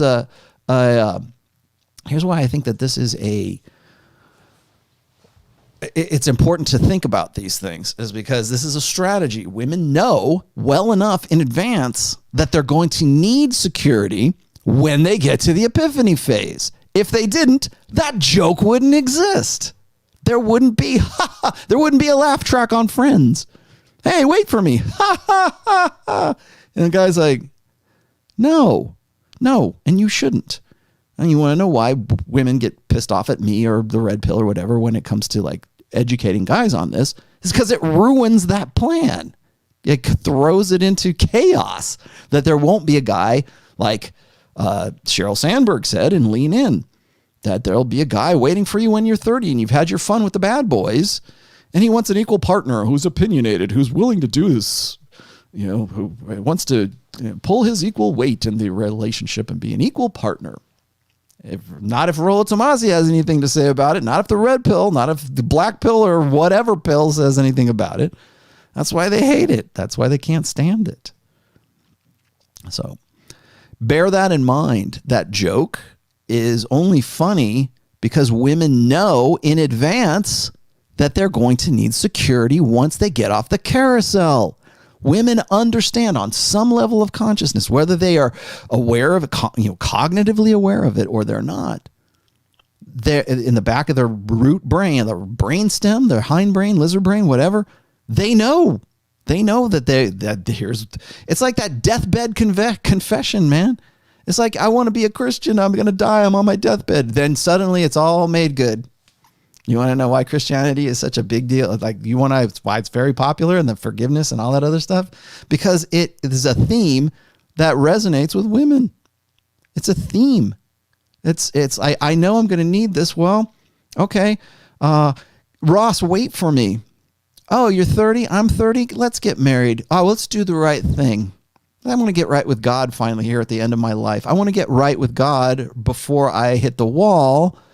Because I need a guy to start a family with. I need a guy to my biological clock is ticking. That's when they say that. That is not a coincidence. It is not a coincidence that women say their biological clock is ticking or they're running out of time when they get to be 31 years old. That's not a coincidence. That's a plan. That is a plan. It's not like, and again, it's not that they go, well, fiendish, how can I get this guy? That's not, no, it's just simply it's not even a plan. It is a progress. It's a path through life. Well, now I'm 30. We're supposed to settle down. I've had my fun. How about you? No, you haven't? Oh, well, you have to do the right thing anyways. Knock me up and settle down with me. And then again, when we get to the security phase, then I'm going to dump you and become a cougar or whatever. It's funny how I can talk about that, about the eat, pray, love thing, and women lose their minds. But if I say that the apex fallacy is when like the guy makes partner and he goes and he bangs his hot little blonde, secretary and stuff, women love that. But if I say eat, pray, love is the same thing, they go, oh, how dare you? How dare you? Anyways, I want to keep going here. Just long story short, arousal and attraction are two different things. Arousal is the alpha fuck side of the hypergamous equation. Attraction is the beta buck side. He focuses almost exclusively on the beta buck side. This is the only thing that matters, to the point where he is almost doing the same. Well, actually, I should say he is doing exactly the same thing that the incels that he criticizes are doing, only he's doing it from his side of it. And that's, of course, what everybody criticized him on. Well, you're making a straw man out of this. Yeah, he is. I would agree with that.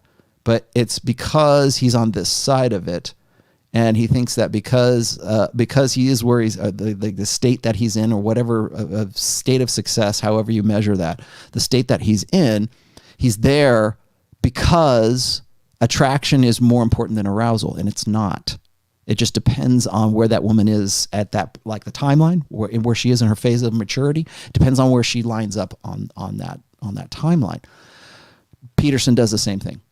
Most guys, most dating coaches, and I don't mean this in terms of like PUA coaches, I mean like guys like Matthew Hussey or like Evan Mark Katz or even Mark Manson, or these guys, when they're catering to the female sensibilities, they always focus on the attraction side. They always focus on the long term, because that's what those women in those demographics, that's what they're focused on. That's what the priorities are.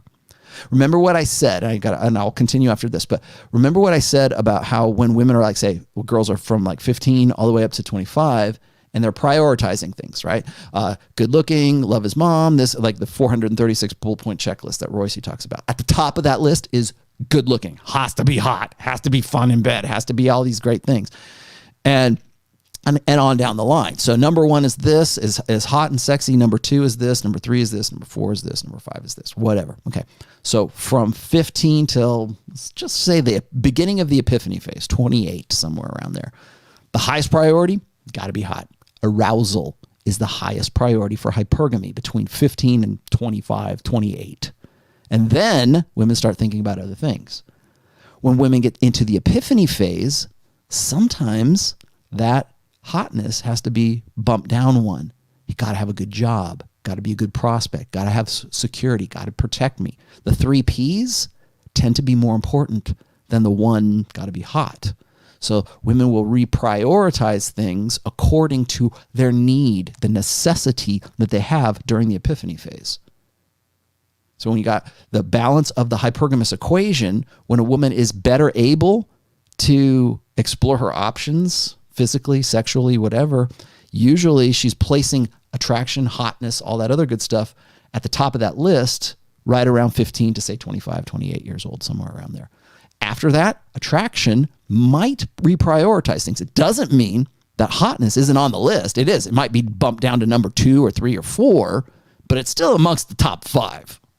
Good job, prospects, loves his mom, likes puppy dogs, eats ice cream cones, whatever, I don't know, whatever it is that makes her feel good about the future. The reason for that is because, again, hypergamy is not a straitjacket. The reason she's reprioritizing this is because on some level of consciousness, she knows she can't compete with the 21, 22, 23-year-old version of herself. That's why, wait for me, Ross, is a big thing. That's why it's funny. That's why it's a plan. Because women know that when they get to that point, that stage in life, when their biological clock is ticking, they're going to need security more than anything else, but they've got to prolong that sexual viability as long as they possibly can.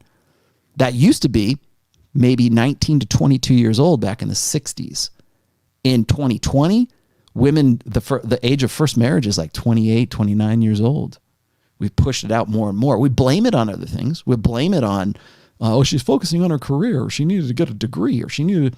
No, it's not. It's just you prolonging things. Women have the luxury now to in global sexual marketplace to prolong, or at least perceptually think that they're prolonging their sexually viable years. Their sexual selectivity goes from being 22, 23, 24 to being 20 through God knows what, heck, indefinitely, really, but like goes from being 20 to, let's just say 40, somewhere like a 20-year span.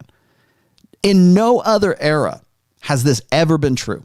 Has this ever been anything that was like, oh, well, I'll be sexually viable when I'm 40 years old and I'll be able to have a kid. That's why they're freezing eggs and everything else. Technologically, women will be happy to invest in those things, and guys will be happy to develop those things if it means that it makes women feel better and they can get laid as a result of that. But that's really the whole thing, is they want to extend their sexually viable years as long as they possibly can. Why? Because it allows women to find the guy who's the perfect guy, or try to lock down that guy, or try to, women will say it's all about, well, I want to have sex and have fun, blah, blah, blah. Girls just want to have fun. Yeah, sure. I'm sure they do. Between 15 and 25 years old, I bet they do. But afterwards, on some level of consciousness, on some lizard brain root level, they understand that their sexually viable years are not going to be indefinite. Their sexual marketability, sexual value is perishable. And so they try to prioritize things differently. Well, I'm 30. I'm not as hot as I was. I can't compete. Or maybe that inspires them to get in better shape. Maybe now they want to be a Fitness America pageant winner or whatever at 34 years old. Okay, those are rare, few and far between, particularly in a society where 70 some odd % of people are overweight to begin with. But that doesn't mean anything, because women don't care about that kind of stuff. A gynocentric social order is meant to serve women, and to serve women in the terms of, let's extend our sexual selectivity, our value as indefinitely. If they could, women would try to at least convince, they're already trying to convince themselves, but if they could technologically extend their sexually viable years, their biological clock, indefinitely, women would. Absolutely. I'm going to be 50 and be a mother. It's kind of ridiculous. We'll run guys up the flagpole for doing things like that. But if a woman says, I'm going to freeze my eggs and I'm going to have a kid when I'm 45, oh, you go, girl. Things have changed. You got a long way to go, baby. So anyways, when it comes to looks, and it comes to looks versus quality, when it comes to looks versus prestige, when it comes to looks versus affluence, when it comes to looks versus like any other esoteric qualities, you have to remember where the priorities are here. And you have to remember that hypergamy is dualistic. Alpha fucks, beta bucks. When all you focus on is one or the other, you do yourself no favors. If you focus just on looks and just on arousal, to the exception of attraction, you're basically cutting your dick off. You're shooting yourself in the foot. If all you look at is attraction, and you think that it doesn't matter what I look like, I can be a fat fuck and women will still want me because I've got a lot of money. Yeah, you can get women. You can pay women to, like I said, there's no such thing as an incel. You can pay women to have sex with you. You can pay women to act like they're enjoying it too. But the real test is a woman who actually wants to bang you, who actually wants to tear your clothes off. So what's the goal? Is the goal like having, maybe it's a balance of the two, right? Maybe it's like most guys, like you got a guy like, let's just say you've got a lot of money. You don't have to look like Dan Blitzerian to get laid. Like Dan Blitzerian can get laid. He looks good. Guys like, no homo, but the guy looks good. All right. And women is he getting with the girls that he's with? Probably not. He pays for them. Yes, I know. Maybe he's a bad example of this, but let's just use him as a physical example here. Could he get laid if he didn't have the money? Yeah, for sure.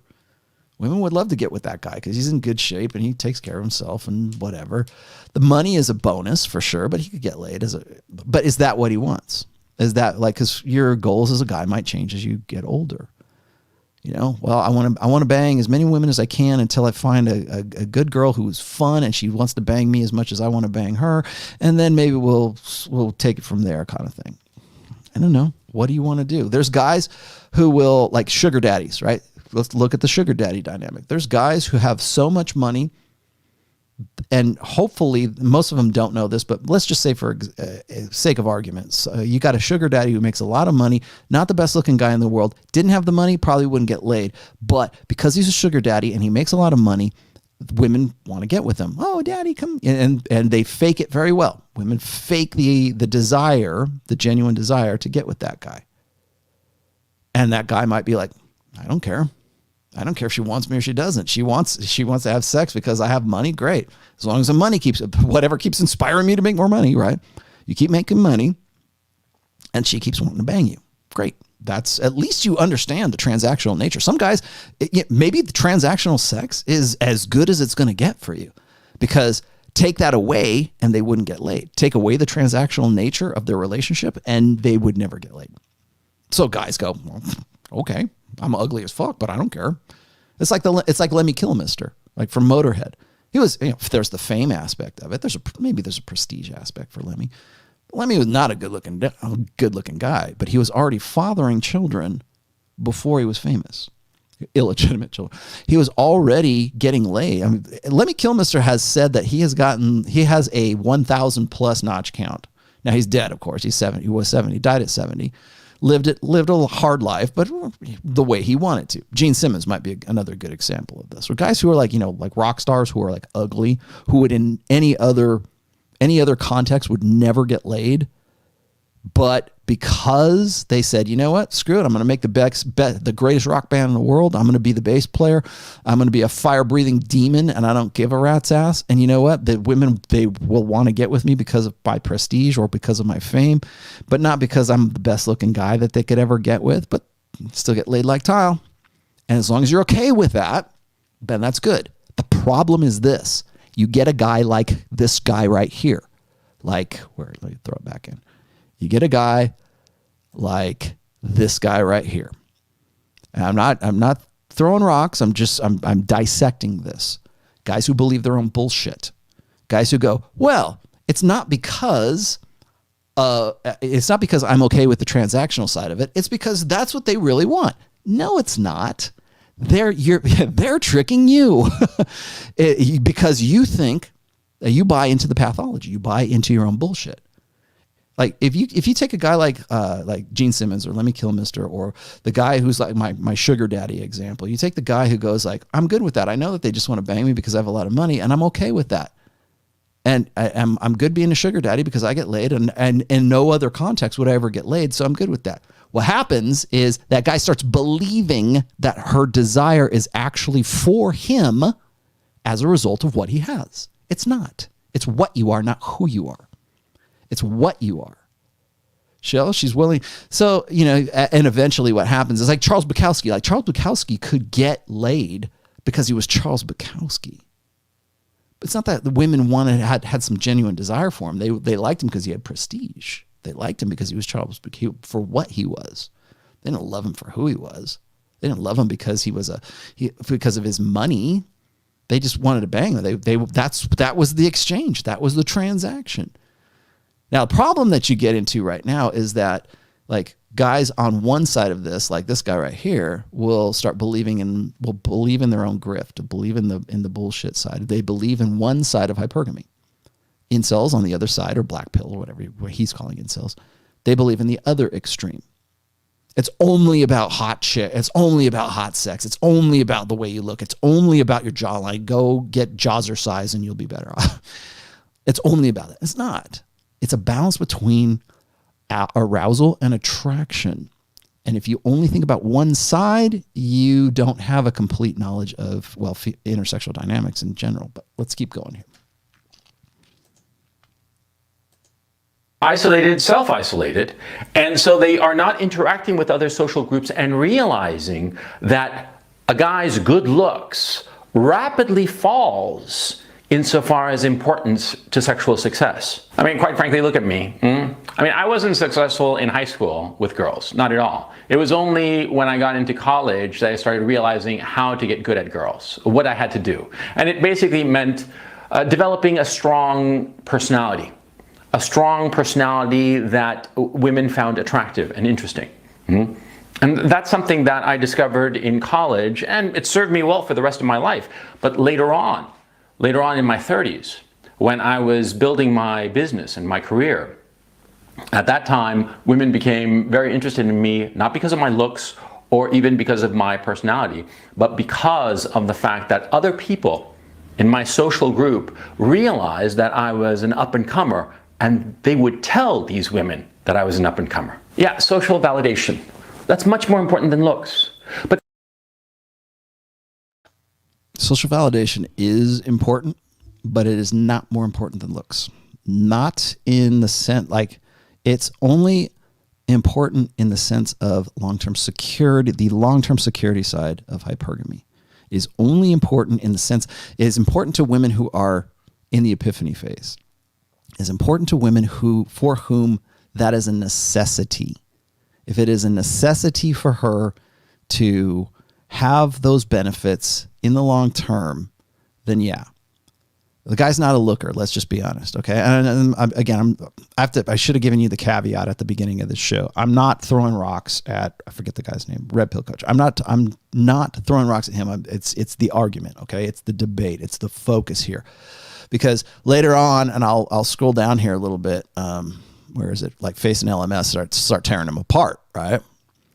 You know, like he was saying, it's a just world fallacy. If we all try, we can all succeed, blah, blah, blah. Okay.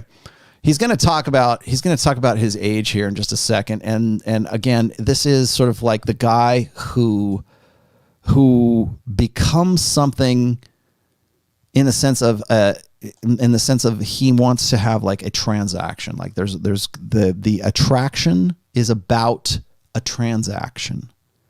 The attraction is, what can I do for her? It's also, and not to just pick on Coach Red Pill here, it's also Jordan Peterson who does this too. The only thing that's important is your ability to provide, your ability to protect, your ability to parentally invest, your ability to be, to be the guy, like esoterically and, internally and intrinsically better. But the thing is that the same women who are saying they want that certainly don't need that as much as they used to. Maybe prior to the sexual revolution, and maybe for a few decades after the sexual revolution, that was the case.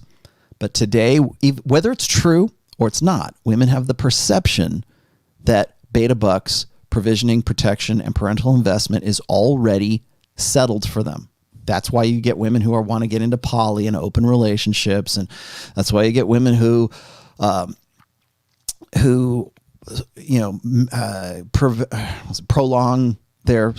like to prolong their sexual viability indefinitely, because in the past, women had to make decisions about what they were going to do, who they were going to lock down, who they were going to marry, who they were going to have kids with, who they were going to have sex with, much earlier, because they depended on women for exactly what he's talking about, which was an attraction cue. You got to be good looking. You got to have some prestige. You got to have some business sense. You got to have this. You got to be a good you got to be a good catch, right? You got to be a good catch. He's a good catch. Well, he's not really good looking. It doesn't matter. He's going to love you forever, and he's a good catch. And he's going to provide. He's going to put food on the table and keep the lights on. And, and if he gets fired, doesn't matter, because he's going to go out there and start his own business or what, he's a real go-getter. That's attractive. It's not arousing. And right now, women prioritize arousal more, by and large. Arousal is always prioritized above attraction right now. In days gone by, attraction was prized above arousal, or was prioritized above it. So when a woman she makes her own damn money, and she has her own job, and whatever it is, in HR, right? She has her ability that she doesn't have to rely on a man for the 3 Ps: protection, provisioning, and parental investment. She can she can freeze her eggs till she finds Mr. Right. If she doesn't, she can always go to the sperm bank and then take her frozen eggs and inseminate herself. And like, women have options, rights and options that men have no claim to whatsoever. And they only have them because men have figured out the technology to help them get those things.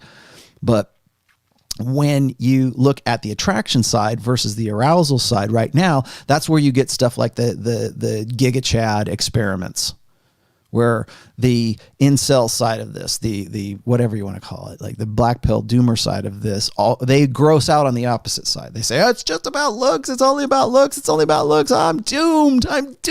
Fuck it, I'm out. That's as equally unhealthy as Coach Red Pill, what this mentality is saying is that it's only about revenue. It's only about transaction. It's only about provisioning. No. It's about both. It's an equation. Little equal sign between. Here's arousal, here's attraction. Here's the little equal sign. This is what it does. Arousal, attraction. Arousal, attraction. Well, what do I need the most of right now? Let's see. This is arousal. This is attraction. I'm trying to do this right. So this is arousal. I'm 15 to 25. Arousal. Now I'm getting to 28, 20, 30, 31, 30. Yeah. So if that's your only experience, and this is a generational thing too, so I wanted to throw that out here before I have to be complete. This is also a generational thing, and I know that the guys are going to say that. Well, you're 52 years old. I'm 52. This dude's 52. Yeah, look at that for a second. And people will say, well, it's different for you guys, or it's different for you, Rollo. You've been married for 25 years. You had a really successful marriage. Yeah, well, I figured out how to do it. I figured out how to do it from a red pill perspective. I figured out how to do it with red pill awareness. I'm glad I learned it when I did, because if I hadn't, I'd probably be divorced. I'd probably be like, Bill, bitter and pissed off. But I have a good, successful marriage and have had one for almost 25 years because I'm red pill aware and I got it just in time. However, I also understand the difference between arousal and attraction. And that's where, like, when guys get into sexless marriages and in dead bedroom marriages, the first thing anybody will tell, not just me, first thing anybody will say is, are you in the gym? Or how do you look? What's your weight? How overweight are you? Because here's the thing, is like, here's the equation again, here's arousal and here's attraction. And when you get into marriage, the arousal, and if this doesn't go up, then that's where divorce happens. Right? If attraction and the provisioning and the beta buck side of hypergamy, that has to like be commensurate with your shitty looks and your shitty arousal. And if that goes like that, then you're done, and it's all off the grid. Now the whole thing is, that's when women, that you want to know why women divorce men 70% of the time. That's why. It's because the arousal is way low, but like maybe the attraction side of hypergamy is really like high, and he's making a lot of money. He's got his own business all of a sudden, and then COVID hits him and drops down, and he looks like hell. Fuck it, he's out. Forget it. I'm done. No more. I don't want to have sex with him, but I'll still stay married to him because attraction and the long-term security is really, really good. And it's so good that she just wants to stay there. And the guy's like, oh, I think I'm doing good. Like, the guy thinks that the attraction side is what's keeping, is why he has, he's got a great marriage, or why he's successful. No, it's not. Now, what happens this way? What happens if the guy is like this, and his arousal is way above his ability to to provide, like, depending on where that woman is in life, that arousal might be enough to sustain a relationship. That's why I said sex is the glue that keeps a relationship together. Still does. Still stand by that statement. Sex is the glue that keeps a relationship together. Sorry. Well, what about love? What about this? Those are important. But if you're not blowing him, if you're not having sex, you have a roommate. You have a family member. Actually, you have worse than a roommate. You have a family member. You have somebody that you're familiar with and you have no arousal for. That's a tough spot. So anyways, I'm going to keep going here because he's going to get into this in just a second. I just wanted to point out that the difference between arousal and attraction here is where he's leaning too far one way. Same thing. Again, not to pick on just him, but Jordan Peterson does the same thing. He thinks that the only thing, and most guys who are sort of dating coaches, they don't want to talk about the arousal side too much. They will because they understand it's a little bit important, but then they'll go and say, because they're trying to appeal to the female experience, which is you need security after 30. Women are going to spend more time in their lives. Hopefully, I hope you live a good long life, ladies. But women are going to spend more time in a post sexual peak life than they are in a pre-sexual peak world. You understand what I'm saying? So when a little girl is like, say, 5 and she's watching like Frozen, or she's watching some Disney Pixar thing that's building her up into being this sort of, I can do anything I want, I can be an astronaut, I can, a whole new world, whatever it is. And then she gets to be 22, 23, 24 years old. And she's looking back on that, you know, again, forever 21. She's looking back on that. She's going to spend, I mean, maybe 15 until she's 20, like 10 years in her peak years where she actually has the sexual, like the maximum peak amount of sexual value that allows her to be sexually selective. It's a 10-year span, maybe. Now, some women can extend it. Some women can be, I've seen women who are in their 40s who still look really, really good. You know, MILFs, girls you want to bang. Yeah, they exist, but they are the extreme outliers in regular society. Okay. In just online or offline, whatever. Remember, especially in the United States, what is it, like 69%? Maybe it's up to 70 something are at least overweight or obese. Women are going to spend more time in their lives after their peak sexual market years than they will before them. For men, it's different, because if you're living up to your potential and you get to the point, at a stage in your life where you have maximized your potential, and for most guys, it's usually right in their mid-30s, you're going to spend your sexual market value is, if you are maximizing your potential, it's going to be slow burn all the way up to a peak, and then it's going to be slowly down till even what Huffington Post was saying, your 50s. I don't believe that, but let's just say that they're right. You know, what was it? Sean Connery just died, man. Sean Connery is 90 years old. He's an actor. He's famous. He's a good looking dude. But think about this. It goes, for women, it's done. And that's it. That's why women have to, you know, that's why hypergamy cannot afford to wait. Hypergamy cannot afford to miss out on an idealized opportunity for optimization.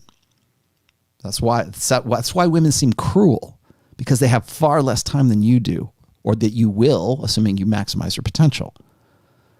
So when you just, these are things that guys don't understand when it comes to the looks thing. Women's looks only last for so long.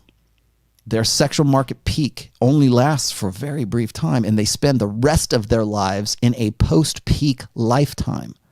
Men, on the other hand, it's nice and gradual, hopefully. If you've ever, I should have put my other graph up, then you guys would have understood a little bit better. Let me keep going here. See, incels fall into this trap because it's the easy excuse. It's an easy excuse that doesn't require any kind of effort on the part of the incel. Suppose you're an incel, and you're getting zero success with women, and you're not particularly attractive, say.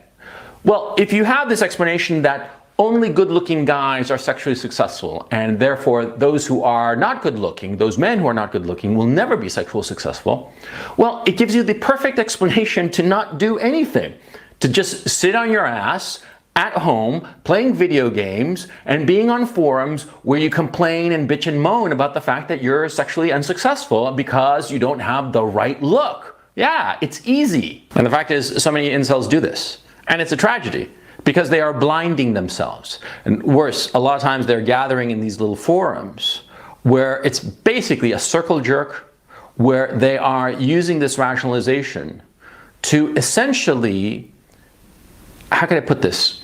Essentially, they're using this rationalization of guys' looks in order to not try to do anything. Oh, and parenthetically, you know, these forums, incel forums and whatnot, they're fed posts. Okay? I mean, you should know that. If you're an incel and...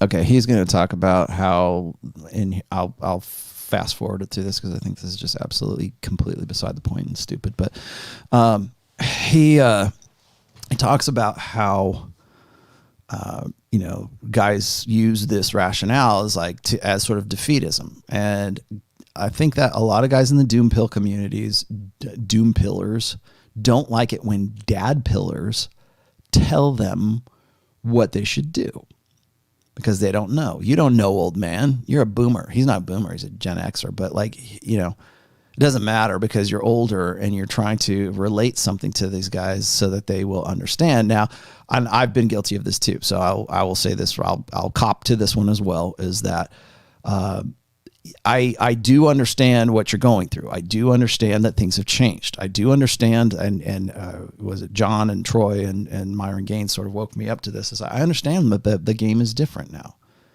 The fundamentals don't change. Hypergamy doesn't change. How it's expressed, how the context in which, like the domains in which it is expressed, do change. So to say that, oh, it's just, attraction and arousal, or excuse me, arousal is only about attract. Like he conflates arousal with attraction. It's not.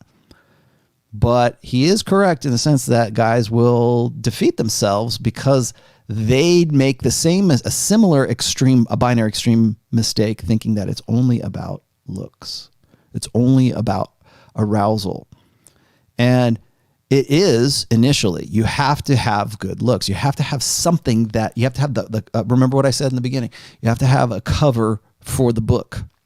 The book has to have something that's appealing enough for you to want to pick it up and look inside of the book. Once that happens, then you're on your own. You got to figure out the content of the book has to be something that makes a woman want to read you. You have to be an onion, right? Was it Shrek? You peel away the onion from Shrek. Got to be something of a mystery. You got to have some game. You got to have something else going for you besides just the looks. So what gets me is, and I in a way I agree with this guy, and in a way I don't agree with him, because the agreement side of it is, I see what he's saying, and it gets frustrating for guys who say, look, it's not just about this, because later on it becomes about something else. Where guys lose the narrative, I think, is they don't realize that women's post-arousal phase or post-sexual market peak phase lasts way, way longer, and it drops off much more precipitously than men's do. But they buy into the idea that it's their masculine duty to keep a woman happy and satisfied and keep things fresh and all this other stuff, whereas a woman doesn't have to do jack shit. That is part of the new order. That is part of how we are right now. We're really since the sexual revolution, everything has turned around. It's all about women and not about men. Like I said before, it is more advantageous. Like the female experience is what we define society by right now. And how do we do that? With men? Men think they make it their duty. They make it their masculine responsibility to keep women happy, or to live or to identify with the feminine that much more, because we see the feminine experience as being the defining one for society, instead of going, fuck you, you're going to be my experience is the primary one. Guys don't even have the balls to even utter those words. And the guy that does ends up being much more sexually successful, actually, because the attitude changes, because he becomes the primary. His experience becomes the one that she has to, her frame. He sets the frame, right? He's the one who says, my experience is the primary, and you're along for the ride or you're not. You're a compliment to my life or you're not. You're not the focus of it. You can be a compliment. I love you. I want you in my life, but my experience is the primary. That's why I maybe I'm getting off topic here, but one of the things about that I really despise about the gynocentric social order is first of all the idea that a woman's the female experience defines the social experience, the universal, total. Like men just wear a mask, and if they were their real selves, they'd be more like women. No, they wouldn't. They're different. We are different. Sorry, the end of story.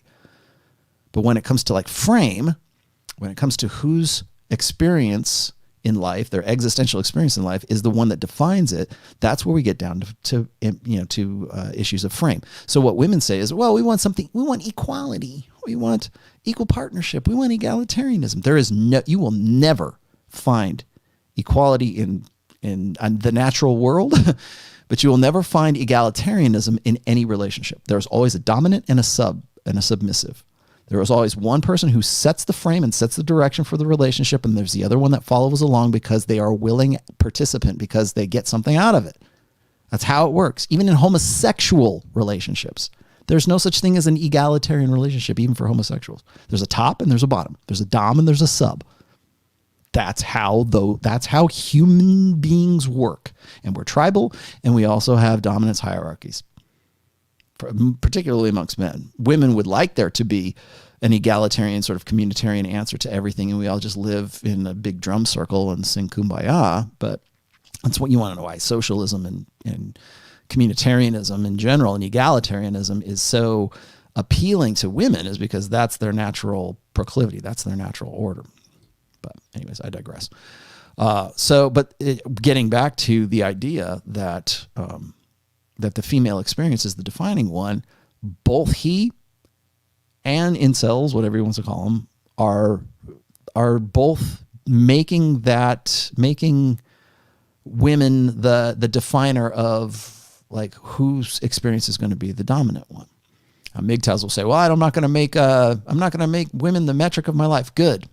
That's not a MGTOW thing. That's a red pill thing. That's a mental point of origin. That's what that is. It's enlightened self-interest. I cannot help others until I can help myself. That's what that is. Anything to do with MGTOW or incels or red pill or anything. It's who sets the order, who defines it, who defines the frame. It used to be the most natural thing in the world. In fact, women expected men to set the frame. That's why they wanted you to pay for a date. That's why they wanted you to take them to a movie. That's why they want you to keep it fresh, right? That's why they want you to do all this stuff. Now we've shifted the dynamic because men feel like it's their masculine duty to do that rather than dragging women into their frame. And then because of that, they're giving like a man's attention is actually something that's valuable to him. It's not anymore, but it used to be. Because if the woman wanted to get with that guy, whether it's for provisioning or it's because he was hot, didn't make any difference. She wanted to get with that guy, and he was the one who was setting the frame. Now we teach generation after generation after generation of men that they're supposed to suck up, that they're supposed to prioritize women. They're supposed to prioritize the female experience above the male experience. In fact, to the point where the male experience isn't even legitimate anymore. So there's that. He's going to talk about how these forums are like the incel forums are like run by the government or something like that. Which I don't know. I don't really follow it well enough to do that, but it's kind of silly. But again, it's the generational thing. Does this guy actually think that these guys, like black pill guys, incels, doomers, whatever, are defeatist, are quitting?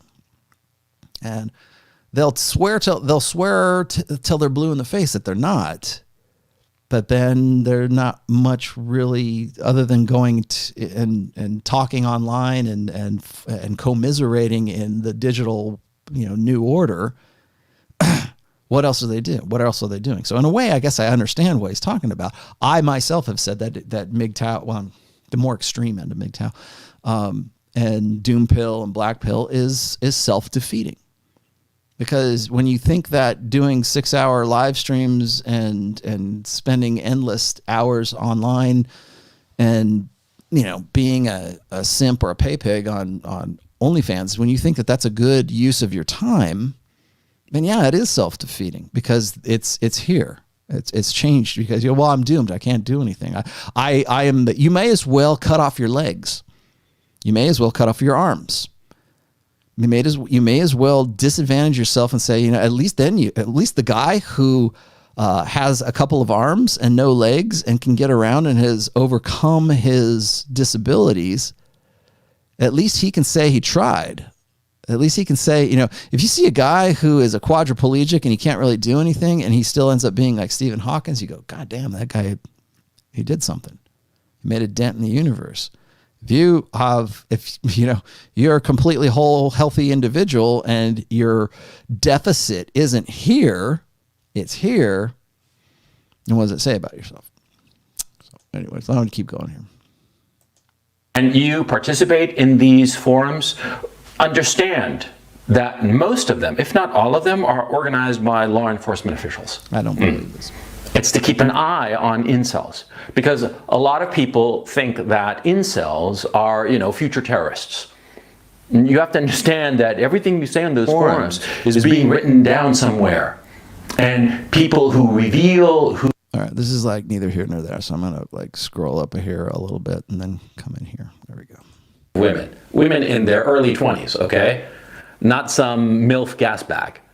Really hot prime women, and these guys are 30s, 40s, They're paunchy, not very good looking. And the girls are crazy about them. Yeah. And you say, oh, they're gold diggers. No, they're not. Okay. They're not. Yeah. They are attracted to them because it's hardwired into them. See, these women, all women, they are hardwired to pursue a guy with resources. Now, if all of the men are pretty much on the same level, like in high school, like in college, then sure, looks play a determining role insofar as the guy's sexual success is concerned. But after that, after high school, after college, it's a whole different story. There's this guy I knew at Dartmouth, okay? He was a really good looking guy. And he was an okay guy, okay? A guy called Joe. Guy called Joe, and at Dartmouth he was very sexually successful. He was socially successful because he was really good looking. And he was one of those guys who didn't have a lot going upstairs, as it were. So he kept his mouth shut. And so of course girls thought that he was like really cool because, you know, he was quiet and good looking. And so girls flocked to him. Now this guy, he moved out to New York later on, and I kept in touch with him and followed him a bit. And the fact is the guy's life became nothing. And he kept going on and on and on about Dartmouth, about the good old days at Dartmouth, right? Of how great he had it at Dartmouth. Yeah, because the guy was a 35-year-old, 40-year-old, 45-year-old, and so on. I mean, right now the guys must be 48 or something like that. And, you know, he doesn't get the time of day from any girl because he's a loser, because he never amounted to much. And you see this all the time with those high school guys who were like the jock in high school. All right. So let me back up out of this real quick. There we go. So, and I'm going to leave it at that because we're already at the 2:20 mark right now. Again, it's funny to listen to guys talk about like, oh, well, this guy, I think he never amounted to much. It's the good old days. And we can see this right now.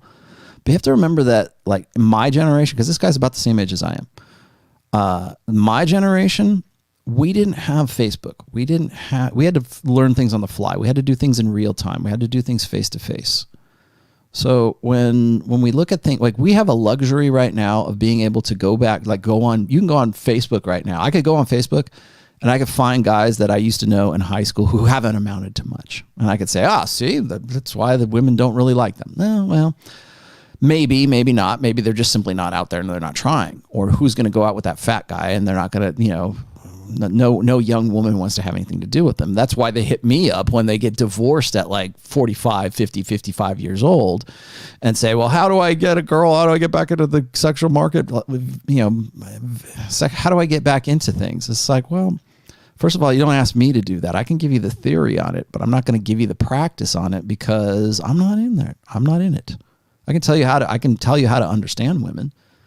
I can tell you how to understand things, you know, from a biological evo psych kind of perspective, but I'm not going to tell you, you know, here's your formula, you know, go use a face app, you know, go make yourself. I mean, I can give you some ideas. I know enough about the sexual marketplace right now where it's like I can at least point you in the right direction. But you know, it's a different game right now. When it comes to like things like Instagram, or it comes to like having a digital presence, you are your own brand right now. Most guys don't realize that, and they're trying to get back in, and they don't know what they're doing, and you know they off themselves, they get zeroed out, whatever. But we're especially Gen X, I think more so, maybe the Boomers too, I don't know. But Gen X, in a sense, like we are the first generation who's been able to go back in time and go back and look and see what who's the guy who's impressive and who's the guy who's not. I think that when we say, well, would you trade lives with this guy? There's very few guys that I would want to trade lives with. In fact, I can't think of one. And even for the shitty things that happened to me in life and the really great things that happened to me in my life, wouldn't trade my existence for anything, for anyone. Even guys who like make a lot of money and they're living it up, like jet setting, whatever. Because I want to see what I can do. I want to see what my potential is, not what somebody else's potential is. I don't want to live who wants to live somebody else's life? Nobody does. But what the guy's talking about is going back in time and saying, well, you know, the reason why women don't want you is because you're unsuccessful. Well, what do you know any guy who has been unsuccessful but has kept himself in shape and still looks good and still gets laid as a result of that because he's good looking? I'm sure I can find a lot of guys that I used to know. I don't know if you guys can. I don't know if he can. So it's easy to say, well, yeah, you didn't do anything with yourself. You gave up, so therefore women won't want to have anything to do with you because you don't have a job or you don't have a good business or you don't have anything going for you besides that. It's like, yeah, well, I know guys who are really like, I keep using Jake as an example. I don't want to keep using Jake, but I used to know this guy who was a PR agent. His name was Jake, and he was a good-looking guy, but very blue pill. And could get laid. Women would open him because he's really good looking and could not do anything beyond. In fact, he used to complain about this. Women just want to have sex. Yeah. Oh, darn. The guy was, he just really desperately wanted to be whipped. He wanted to be he believed in the egalitarian ideal. He believed in the blue pill, like, I got to find the one. She's not the one. She just wants to have sex. Like most guys, that's a real problem. I wish I had that problem, but it's the headspace. It's not necessarily the way that the guy looks. So that's the opposite of this. So you can be really good looking, and if your headspace is incongruent with the way that you look, you can still get laid. Sure. Is that the goal? Is the goal just to get laid? Is the goal for notch count? Because what I get kind of worked up over sometimes is when guys will say, well, those PUAs, they're just all talking about, they're just all talk, and they're just, all they care about is just like notch count and getting laid and getting laid and getting laid. I've never, I could tell you like to go spin plates, but my idea when it comes to spinning plates and being non-exclusive isn't just about increasing your notch count. If that's what you want to do, great. It's increasing your experience with women. That's what's important. I'm not telling you to run numbers. Myron Gaines will tell you to run numbers. I will tell you that you need to be perseverance. It's not a numbers game. It's a perseverance game. It's not spamming approaches, although some people will say it is, but it's not spamming approaches so much as it is continuing and learning from those experiences and not being defeated by those experiences. So in a way, he's right. In a way, he's wrong.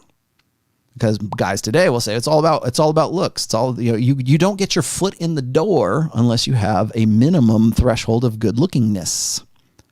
And guys who are 45, 55 years old who find themselves on this side of divorce, unless you're a personal trainer, Mike, unless you're a guy who has taken care of himself and has made pretty much a vocation of being in shape, you're probably at a disadvantage because women believe especially now, believe that they don't need a man. They don't need the beta buck side of security because through divorce, through alimony, through child support, through, social programs, through special dispensation, through Title IX, through whatever, all that stuff is already made. So what's left?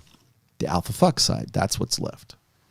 And so that's what they focus on. That's why women turn into cougars as soon as usually turn into cougars as soon as they are divorced, as soon as they're out of that sort of security phase. And, eventually they want to find a guy who's, settled down a little bit. They go through another epiphany phase. They go through a kind of a skank, what is it, the hoe phase? They go through a very brief party year, to sort of celebrate their divorce, and then maybe they find somebody, maybe they don't. Most men, I don't know if you guys know this, statistically, when men and women are divorced, men remarry in 5 times as much as women do. Women, when they get divorced, if they get married at all, but when women divorce, they very rarely remarry. They don't have a desire to remarry. And why would they? Because usually after divorce, they've got alimony, they've got some kind of security. And then also, usually women are not in any position to jump back into the sexual marketplace unless they're really, exceptionally good looking, unless they're outliers. So for the most part, if a woman gets divorced, she's not getting back into the sexual marketplace. And if she is, it's only because she's easy, or she got a personal trainer and she got just good looking enough to sort of make it work for her. In the end of it. So I'm gonna dump the rest of this. I hate to pick on him. I'm not, I should have given you guys the my standard caveat. I'm not attacking the person. Like when I do breakdown videos, it is what it is. I'm sure he's a nice guy, right? I attack arguments. And this was one of those occasions where I saw sort of misgivings on both sides. So it's equally as unhealthy to focus entirely on looks as it is to focus entirely on sort of benefits, like the survival benefits and the revenue, security, long-term security. Because what he's saying, essentially what he's saying is the same thing Peterson has said, which is it's all about long-term security. Like in the end, it's the best man wins. And the best man is the guy who does the most for himself and makes most money and makes the best, builds the best life for himself, I guess. But you don't get to that point unless you don't get to read that story unless the cover of the book looks good. So it's both. It's not just looks. Looks count. That's why I called this looks count. Looks count. Women want a character. Man, I talked about this on Rule Zero yesterday. Women want a character. I played the I played the Adam Carolla thing, which is like women want a character. They're like casting agents. They want that casting agent changes with time. So when a woman is like in her early 20s, 21, 22, 23, she's a different casting agent than she's going to be when she's 33 years old. What's acceptable for her then? So when women like women will still break their rules. Don't get me wrong. Like if you have enough alpha impact at 33, women will break any rules that they have because they just want to have the sexual experience with you. But they also have prerequisites for what you have to be for a long term, because most women aren't going to turn down a sexual opportunity because that guy doesn't represent their best long-term interests. Are you picking up what I'm laying down here? A woman, let's just theoretically, a woman's 33 years old, still looks pretty good. She's focused on finding a guy to lock down, start a family with, because I don't say she's post-wall, but she's post-epiphany phase, and time's running out. Her biological clock is ticking. And her priorities are finding a guy with benefits, finding the guy who satisfies the attraction side of hypergamy, the long-term security side of hypergamy. She's not going to bypass the guy who's the hot, fun, same night lay, fun guy, because he doesn't represent that. She'll still do it, safely, hopefully, she uses some judgment. I realize I'm being maybe a little Pollyanna right there, but just because that guy doesn't represent everything that she needs at that stage doesn't mean she's going to decline having sex with that guy. If the guy looks good, like really, like exceptionally, like top 2% of guys in the world, she's not going to go, I'm not going to have sex with him because it'll never work. No woman's going to do that. Especially no woman who believes that the beta buck side of hypergamy is already taken care of for him. It's a sexual opportunity. It's an experience she wants to have. I want to have hot monkey sex with this guy who's going to pound me to glory. It doesn't really go much beyond that. But in the meantime, she's looking for the guy who has lots of money, is a star athlete, made a lot of money, and sometimes is a guy who has fame, fortune, and everything else. Is that the thing that gets him laid? Maybe at that point it does, but remember, that's transaction. And this is the last thing I wanted to talk about is this. Now, I talked about how guys who are guys will prioritize arousal over attraction, or attraction over arousal, as per what they think their strengths are. So of course, Red Pill Coach is going to say, hey man, you just got to build a good life. It's all about the beta bucks. It's all about the security side. It's all about this side of the hypergamous equation. Of course they're going to say that, because it builds that ego. It builds that alphaness. Guys, when it comes to alpha and beta, most guys don't want to talk about like alpha and beta abstract in objective terms. Most guys, when they say, that Rollo, he's not alpha. Look, he's got long hair. He doesn't look like what I would think an alpha is, because I'm an alpha myself. And an alpha goes to church, and an alpha has a good job, and an alpha drives this car, and he has an SUV, and he loves his kid, and he goes to Disneyland, and he drinks Perrier, whatever. I don't know, whatever the hell it is, right? He does, like, that's the ideal, right? It's whatever you best align yourself with. And the same thing goes to like, well, what is it that women want? Well, women want alphas. I'm the alpha because I match up all these 36 bullet point checklist. And if it's not, then I'm not living the right life. Then I'm not the alpha. And then so what happens is when they see a guy like Jeremy Meeks, right? Like the guy who's like the incarcerated dark triad killer that women get hybristophilia over, they have to qualify that. They have to make something up about that. They have to explain it somehow. And usually the way they explain it is she's damaged. There's something wrong with her.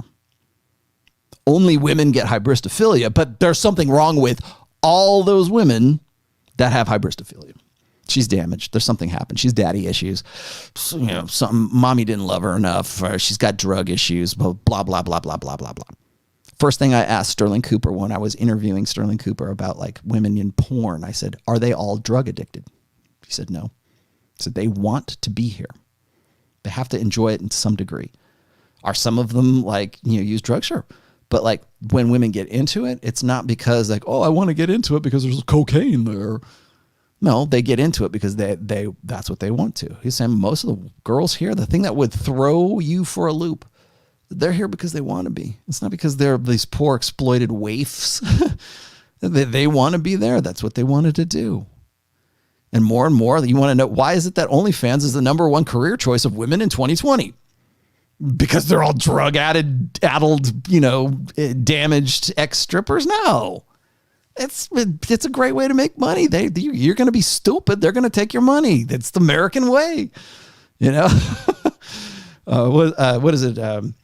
Profit off of people's misfortune. That's the American way. That's what they'll be happy to do. They want to be doing it. It's not because they're damaged.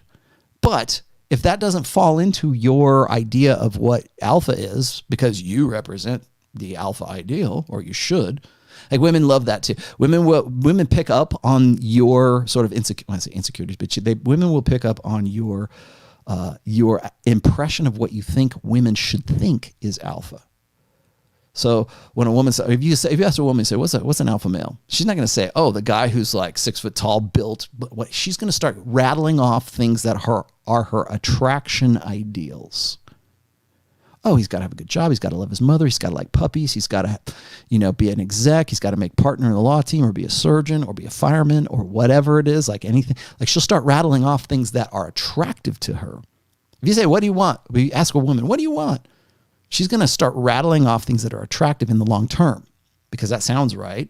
And because women know on some level of consciousness that they are going to spend more time in a life that is post peak sexual market value, post peak sexual selection ability, than they are prior to that.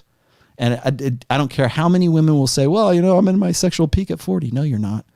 That exists because you're insecure about the fact that that it's 21 forever and not 41 forever. That's why. And again, making money off of people's misfortune is the American way. And that's pretty much it. So people are, whatever your ideals are, people are right there to turn a buck off of it. And so when guys say, well, these guys are quitters, these guys are defeatists, and maybe they're right. But the reason why they're saying that is because those guys don't fit in to what their alpha ideal is. So if my alpha ideal is traditional conservatism, whatever, and I think that the alpha ideal is the leader of industry and a leader of men, and the guy who we want to build monument, make a bronze statue over, and the guy who is the church leader, he's the church leader, and he's pro-social, right? He's not anti-social. He's pro-social, and he's built. He's the alpha ideal. He's built. He's got all these things, and he sort of follows along with what we think the alpha should be. But yet, I've said this before, is that prisons are full of alpha males. It's not about the context. It's about the mindset. It's about that guy. It's about here. It's about aggression. It's about a capacity for violence. There's so much that I could rattle off a whole bunch of things that I believe anyways are conventionally alpha aspects of men. And people say, well, women can do that too. And they'll just qualify it and get semantic and everything till they're blue in the face. And it's like, it's a dead end conversation, and it's no debate at all. But if I go and I say, well, the alpha ideal is Sid Vicious from the Sex Pistols, right? He's this, doesn't give a rat's ass about anything, and he's getting laid, but he doesn't care. He's an alpha ideal. If I say he's an alpha, or Corey Worthington, the Alpha Buddha, people hated it when I said that he was like, he was so alpha, it was zen. Like he could be alpha and not even know he was being alpha. Like he was so naturally alpha. And because he doesn't fit into that alpha ideal, and he looks like he lives a pretty free lifestyle, and he's got purple, well, Corey didn't, but like, Sid Vicious has purple hair, or if I say Lemmy Kilmister from Motorhead is an alpha, people go, what are you talking about? He's an alcoholic. Blah, blah, blah. Yeah, but he lived life by his own rules, and blah blah blah. And he wasn't a leader of industry, and well, maybe he was a leader of industry, but he certainly wasn't, the church youth group pastor. So if that's your ideal, women will buy into that, of course. But if those guys who come in and say that's not what this is all about, and they can say contradict what your ideal is, yeah, it's going to be tough. It's going to be tough on you. And you're probably going to resist that, and you're probably not going to want to listen to what they have to say. So, yeah, I mean, in the past, alpha fucks might have been something very important to women, but, your long-term security, your beta buck side of the hypergamous equation might have been something that was prioritized after a certain time. So yeah, when women are not in their sexual market value peak years, the priorities change. So are you willing to be the guy who is cool with transactional sex, or are you the guy who wants like genuine desire? I've always been the guy who wanted genuine desire. I'm not going to, I learned that early on. I learned that in my rockstar 20s, right? I learned that in the days when I figured out that it doesn't matter how much money I had. I just had to be the kind of guy that women wanted to bang. Whether that was physical, or that was character-wise, or that was just like attitude-wise. It wasn't always about looks. It was also about who you were, as far as like what you wanted to do and what did you want to build for yourself. And like, are you a character? Are you like, remember the casting agent analogy? Are you the character that they want to fuck? That's what it comes down to. And if you are, then you are. Are you the tough brother from the streets? Are you the rapper? Are you the rock star? Are you the, are you the guy who looks like Robert Smith, like the guy from The Cure? If that's who she wants to get with, and you represent that, or you come close to it, you're probably going to get laid. But is that what you want? Is it all? What's the goal? What's the goal state? Is the goal state to get married and have a good life, and to have a woman who is genuinely wants to bang you for the rest of your life? Or are you the guy who's a sugar daddy? You're okay with it so long as you can maintain the money and the transactional nature of the relationship. And if you're good with that, fine. Don't trick yourself that it has anything else to do with that. But if you're cool with that, if you're Jeff Bezos, you're the richest man in the world. It blows me away that Jeff Bezos is not living like has a new supermodel to bang every day. He could, but because this. So anyways, and then last but not least, I wanted to make sure that I said that when you are prioritizing like what it is that you want from a woman, what is it that you want in the end? Do you want a high notch count? Because your focus probably should be just on looks. Do you want one woman to be genuinely do you want a ride or die girl? Is that the end goal? What's the goal? If the goal is just to spin plates and bang as many women as humanly possible, by all means, go be a looks maxer. By all means, actually change your career and become a personal trainer. Get into amateur circuit bodybuilding, right? Whatever it is. I never understood like why like quote unquote incels or quote unquote black pill guys who are looks maxers. Why are you not a personal trainer? You would think that would be the highest incident of looks maxers. Those guys would be personal trainers. Those guys would be like bodybuilders. Those guys would be taking tren like freaking M&Ms, man. Why? Why are you spending all this time complaining about like looks and everything and crying about it? Why are you not doing this? Why are you not, taking implants and getting surgery or whatever it is that you got to do to make yourself look better? Why? That's the real trick. I would presume that guys who are genuine looks maxers, you guys should be in the gym you guys should be the best looking motherfuckers I've ever seen. But you're not. Sit there and cry about it. Now, that's one side. The other side is if you think that sexual attraction and arousal is exactly what Red Pill Coach was saying here, is like it's all about I don't know, doing the best for yourself or having prospects, or why are you not like the guy who is making money hand over fist in whatever industry that you're in? Why are you not the guy who's maxed out? We talk about binary extremes. If you're a looks maxer, you should be a bodybuilder. You should be the guy who is the ultimate, not a life coach. You should be the ultimate like physical trainer. You should be the ultimate personal trainer, but you're not. If you believe on the other side that it's only just about attraction and it's only about like long-term, why are you not like a leader of industry? Why are you not running for mayor? Why are you not, creating your own big, huge business, a multi-bazillion dollar? Why are you not Jeff Bezos? Why are you not like that? If you're going to go in extremes, those are the extremes to be going to. Nobody's doing it because they'd rather sit at home and they'd rather cry about it. That's why. Okay. I'm going to keep going. Here, let me go back here. How significant does race affect hypergamy? Some Asian races are not willing to mate with other races. Is that a buffer against hypergamy? It used to be. I would say, I'm a throwaway. I'm going to just go out on a limb here. I'm going to say this, is that I've done essays about the local sexual marketplace versus the global sexual marketplace. It might have been true in the past. Might have been true in the past in that like women wouldn't have sex with it. But I think that hypergamy supersedes that. How do I know that? Well, if you go, and this is one example throughout history, but it's the war brides dynamic. Women had to, in some part of their evolutionary mental firmware, had to make a choice: survival and be loyal to their tribe, or death and be loyal to their tribe, or survival and develop Stockholm syndrome for their captors. That's where the war brides dynamic begins and ends. Like the women in I've used this example before. Is that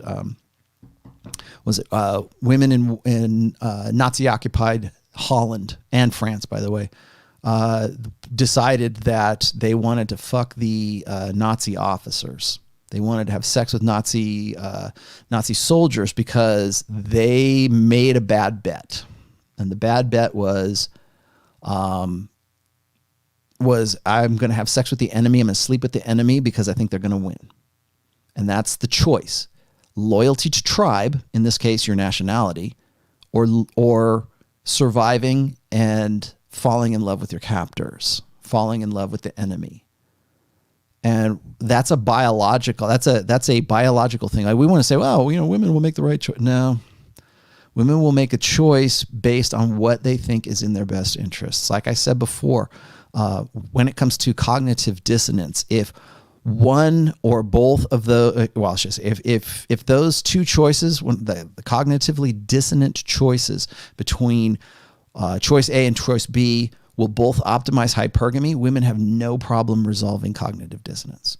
So the cognitive dissonance in this case is be loyal to my family and my nation in Holland or in France or Belgium or wherever it is, or be self-interested enough to side with the force, the tribe, that will either A, kill me, or will I can benefit from.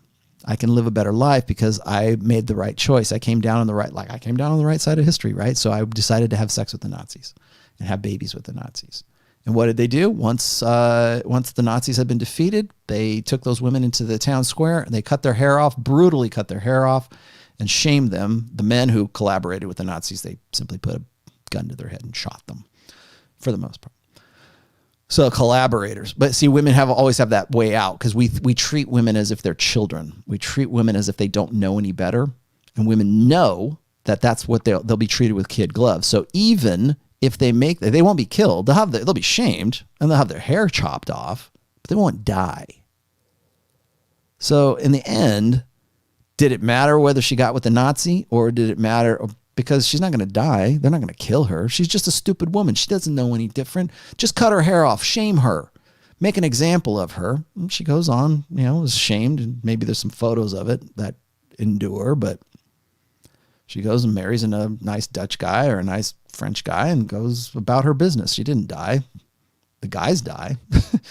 The Nazis get killed and the guys who collaborated with them get killed, but she doesn't, because we treat women as if they're stupid children and can't make logical decisions for themselves. And women know that, so they make those decisions for themselves either way. But again, how does race affect hypergamy? Not very much. Historically, classically, over the course of history, not very much. Loyalty to oneself or loyalty to tribe or loyalty to oneself. Jason the Dream, I think I got to you already.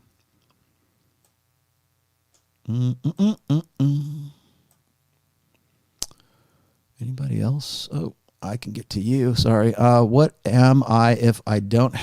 Thank you for the $6.66 super chat. What am I if I don't have alpha presence? Don't take shit from them anymore. Not alpha, not beta, but no, you're a waffle is what you are. At least a beta guy will decide that that's where he's at and will make the best with what he's got. Just because I think, let's see. Here's what happens is, like, poor little children such as yourself will want to try to call you on bullshit. Well, here's the thing is, you don't have alpha presence, but you're more beta. If you're beta, like when I talk about guys and I say, oh, you're beta, it's not that I think you're a bad person. Beta, to me anyways, is not like if I call you a cuckold, it's usually an observation. You're literally a cuckold. Like if I talk to guys and I say, what is it? If you decide to, any guy who decides to assume the parental investment responsibilities of another man's child is essentially a cuckold. You're signing up for your own cuckoldry. I'm not going, you're a cuck. That's not what I'm saying. I'm giving you the objective definition of what a cuckold is. You can decide how you're going to feel about that. I don't care what the hell you do.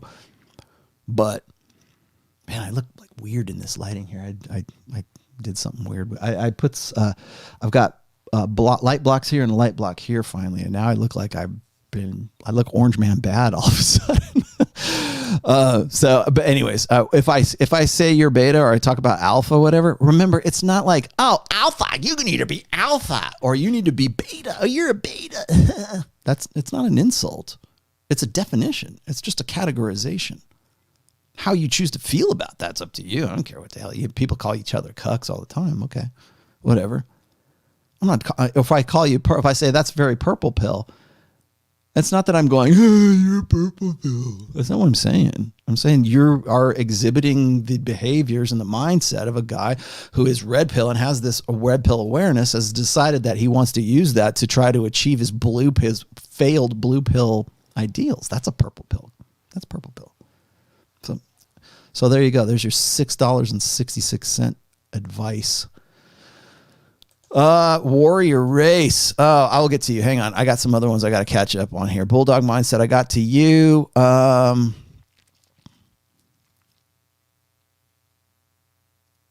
Yeah. Okay. I talked to Bulldog. Okay. I already got to you, John. Sorry. Oh, sorry. Jesus Christ. Sorry. There's all these things jumped past me. Garth, thank you for the $25, my friend. That was great. Could you elaborate, Tim? Okay. I talked to Tim, Assange. Hi, Assange. Assange again, one of my loyal followers.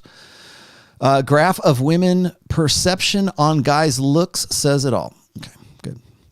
Adam Smith says, I personally like short women. Spinners. But if I were to have a son with a short woman, would he be likely to be a huge disadvantage? Maybe. I don't know how that works. Is height a recessive gene? Like if you have two people, like, isn't there something, this is going to sound really, really bad. This is going to sound really, really politically incorrect. But if you have like two, like they don't let two, like a female and a male who have Down syndrome, do they like sterilize them still? Like they're not allowed because it's a recessive gene. And so like if the two of them get together, it's like almost a guarantee that they're going to have a baby with Down syndrome. Is that still a thing? I don't know. But is height a recessive gene or is it a dominant gene? Like, is that so? Like, if you get two people who are tall, you're gonna have like you're 6 foot and your wife's 6 foot. Are you gonna have a 7 foot tall son? Maybe, I don't know. What about midgets? Do they like if you had two height deficient individual? Is that what the politically correct thing is? If you had two midgets, two dwarfs, two short people. If you had two short people, that like a female and a male, would their baby have dwarfism or gigantic? Like if you had what was it, Andre the Giant? If Andre the Giant got with a giant ass chick, would they have a giant ass baby? Maybe. I don't know. I don't know what the genetics are of that. I could probably figure that out, but that's what it seems. Is it moral to abort babies but not baby girls? No, it's not. And I can tell you why, because I can even show you the article. There was an article in The Guardian, I think probably back in 2016, 2017, about women who they went to fertility clinics and they had like multiple babies, but they didn't want to have all the babies, so they were going to abort some of the babies. So maybe like they went to the fertility clinic and suddenly they have like quintuplets. And so they got 5 kids and they're like, oh man, I can't have 5 kids. Let's abort 2 or 3 of them. And they were only aborting the boys. Yeah, that's immoral. That's pretty fucked up if you ask me. But I know that's on you, not on me. I just work here, man. I just work here. Tim says, Rollo, the $1 million question. The $1 million question. Okay, what is that? On this entire topic is how much does looks make up for total male SMV percentage-wise? Okay, so you're trying to apply math to here. And I think one of the things that really rubs people the wrong way when it comes to understanding intersexual dynamics is that it's science, but it's not a total science because there's so many variables you have to take into consideration. It would be great if I could give you the cheat. That's what everybody wants. They want the cheat codes to how do I get laid and how do I have a perfect life. If I had that, I would not be doing this show. I would be giving it to you and making billions and billions of dollars. That's what I would be doing. But I don't have that and nobody has that. So what's the science behind it? Well, I can tell you how your brain works, at least from what I understand.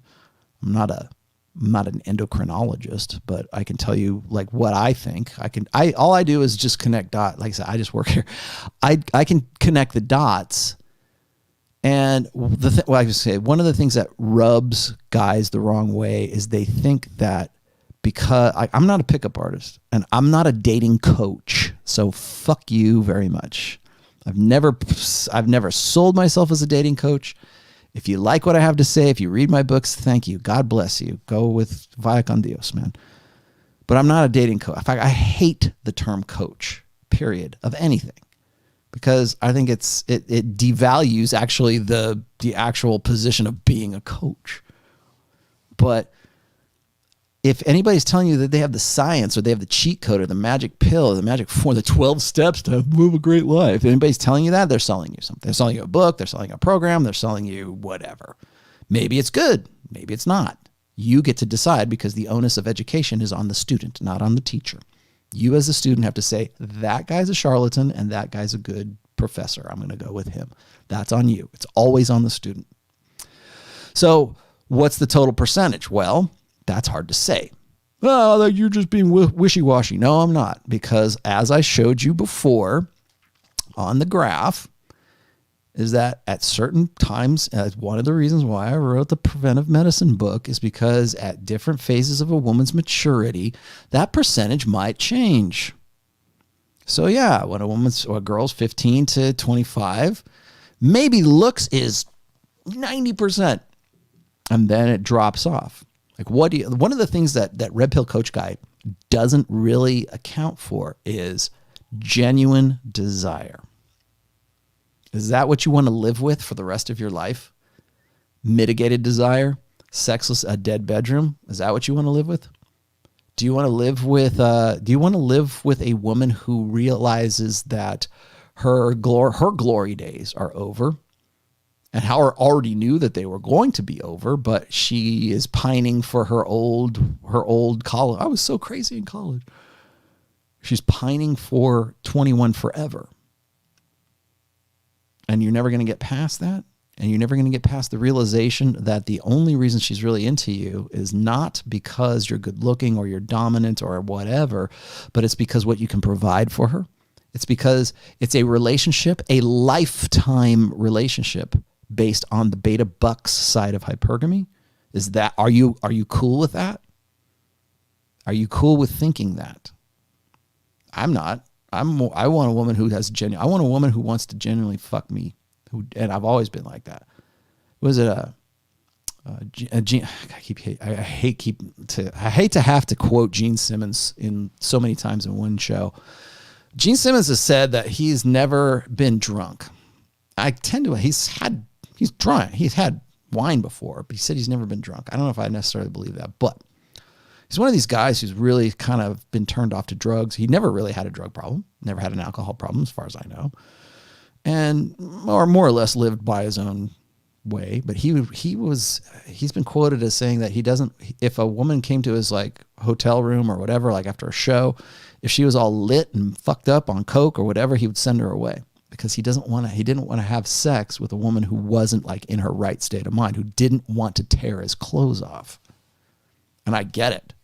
I want genuine desire. I think that is probably the number one thing, but how do you get to genuine desire? Is genuine desire, here's a good question. I didn't really think about this until just now. Is genuine desire something that's based on the arousal side of hypergamy, or is it based on the attraction side of hypergamy? I want to say that it's on the arousal side because it's easy to see. It's easy to see that if a woman is really, if you're the hot fireman and she wants to tear your clothes off, she has genuine desire for you. You have frame and she wants to bang you. There you go. And she's hoping you'll do a good job of it. And then there's the side where it's like, well, he had prospects, right? He had potential. He was a good catch. Does that trigger genuine desire? If it does, and I'm not saying it does, but if it does, probably less so than arousal. Again, so what behooves a man? Cultivate genuine desire by being the best of both. Being the hot fireman, and also having your shit together. I know that's really hard. When you want to say, well, it's one or the other. No, it's a lot of work. Men must become. If you want to be the ideal man, you've got to work at it. That's your burden of performance, whether you like it or not. You were born with a penis, therefore you have a burden of performance. Men must become. Women just are. I don't know. What is it? What is it? What is genuine desire based on? Arousal? Or is it based on the alpha? Or is it based on the, attraction side, the beta buck side, the long-term security side? Guys, there are guys right now throwing rocks at their screen. They're going, and now it's all about, because it doesn't matter, right? It doesn't matter. You just have to be hot, and women will put up with anything. You know what women will not put up with if you're hot? You being a beta chump. That's what they won't put up with. I'm not saying like some mongoloid from, what's that guy from 300? Remember the guy with the hunchback? The hunchback of Notre Dame is not going to score with your hot chick because he's got better game than you. Of course not. I get it. Again, that's what people, Quasimodo's going to go and take your girl. The game. That doesn't work. No, of course not. But by order of degree. If you are a good-looking guy and you lose it and you drop it and you become a fat fuck, or you end up being going beta. Like, guys ask me this: how do I get rid of this girl, Rollo? I go, just be a beta, be a chump, like overdo it, lay it on too thick. Call her mommy. There's lots of ways. You can get where it's easy to get rid of women. You just have to go beta. You just have to go as beta as possible. You have to be needy and clingy and cling to her apron strings. I don't care how good looking you are. But you could be a really good. You could be Brad Pitt. And if you're like, if that's your whole attitude, and that's the guy who looks maybe a little bit less good looking than you, who doesn't do that, he's going to get laid and you're not, and you're going to be out. Again, order of degrees. It's not Quasimodo who's acting all alpha and he's going to lay your chick. That's not going to happen. But the guy who's not quite Brad Pitt, but he's one step below Brad Pitt. Well, I'm just using him as an example. And he's alpha, and you're like a good-looking beta, and you are a chump, and you are crying, and you're like Jake, like you're the guy who's like very kind of simpish, whatever. Yeah. Truth bombs. Thank you. Hath, I talked to you. Patrick says, just a big thank you. Oh, I got to you already. Patrick. Oh, sorry. Here it is. There's another Patrick. Sorry. It was right below this guy. Prime example, Patrick von Prussia. Prime example of disproving the looks is everything theory is still Tate speech. No hate on the guy. Okay, I got to you. I got to Bulldog. ML. Is the worst enemy of man his laziness? Work, relationships. What is it? All labor leads to profits, but idleness leads only to poverty. Hath says, does hypergamy seek its own level? Okay, I talked to you. Ben Jones says, have app filters. Okay, I talked to that. Jonah says, how do I get from Jones to Jonah? She seems to me as the prince at the moment. She sees me as the prince at the moment. Can one become the best again she fell for? Unlikely. Again, Jonah, go read Iron Rule of Tomassi number 7. It is the rooting through garbage rule. It is better. Is time better spent developing new prospects than rooting through garbage? Never root through garbage once the trash can has been dragged to the curb. Because what you thought was valuable is no longer valuable. It's never going to be the same as it was before. It is better for you to. Time better spent investing in new prospective women than it is and trying to repair a bad relationship or a failed relationship. That will always be true. Guys will never listen to me, but there you have it. Francesco Allo. I can't see this. How to get to the step of attraction and step of P and V. Okay, here's how you do that. You stop using terms like P and V. Bob's and vagine. Stop using P and V, okay? Oh, how do I dick her down? Stop using those stupid terminologies. Say, how do I have sex with a girl? Right? Okay. Without starting arousal due to lack of looks when approaching a 22, 23-year-old female. If I had that magic pill for you, I would be able to tell you. I don't know what you look like. I don't know what your game is about. I don't know enough about you to give you any actionable advice. Okay. So how do you get from the step of attraction and without starting arousal? Well, that's, I shouldn't run you up the flagpole.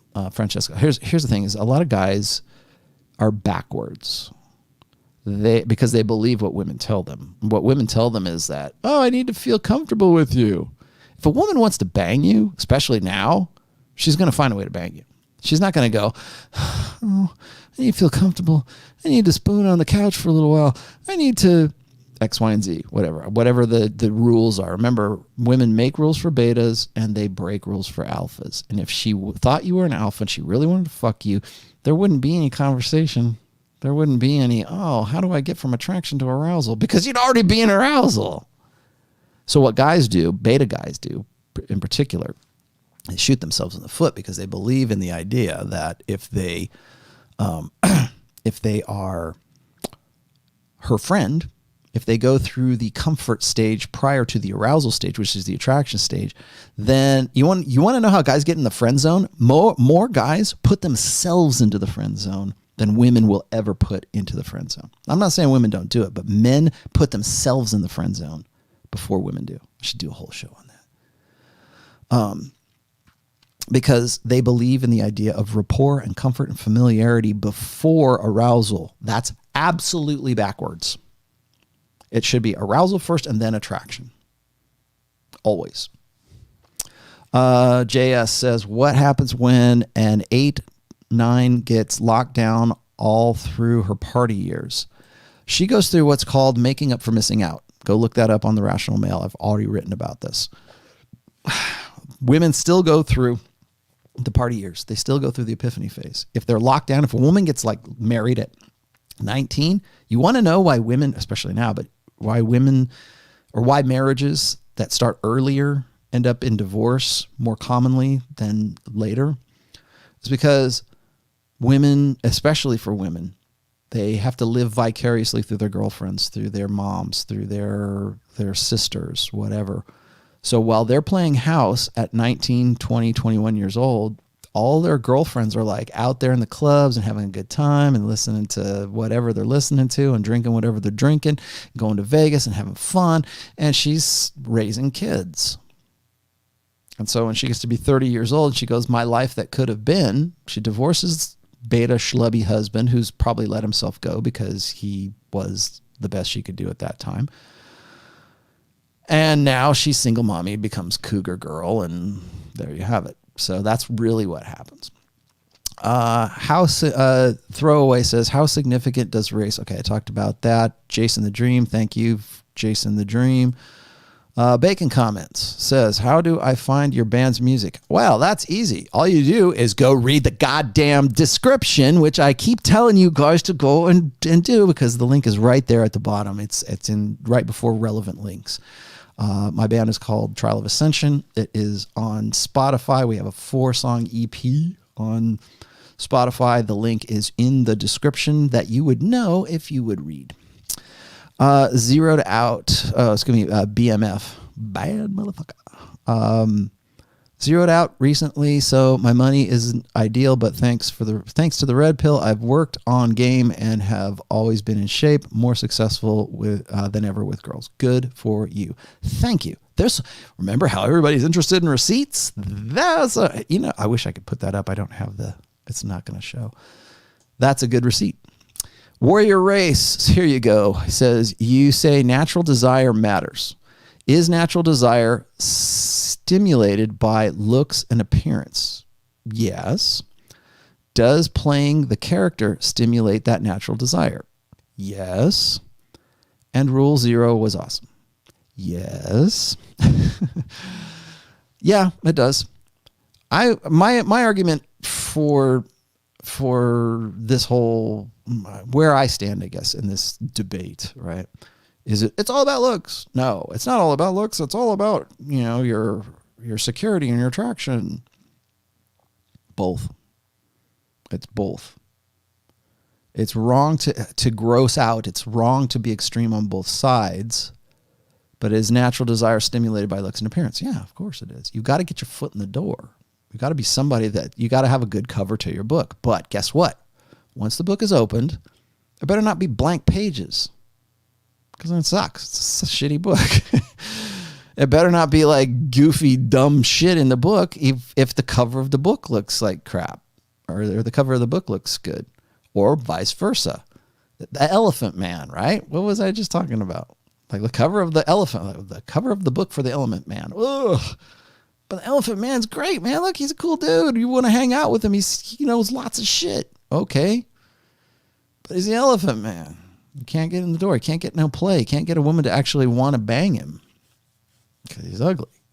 Well, he just doesn't mean he's a bad person. That's it. I think that's another thing is like guys, and this is a mistake that I think black pill guys make, and maybe guys like Red Pill Coach is is there's like, they equate their self-value with whatever their opinion is one way or the other, whether it's all about looks or it's all about attraction, all about arousal or all about attraction. Because that's what looks is. Looks is about arousal. Attraction is about like resources and security.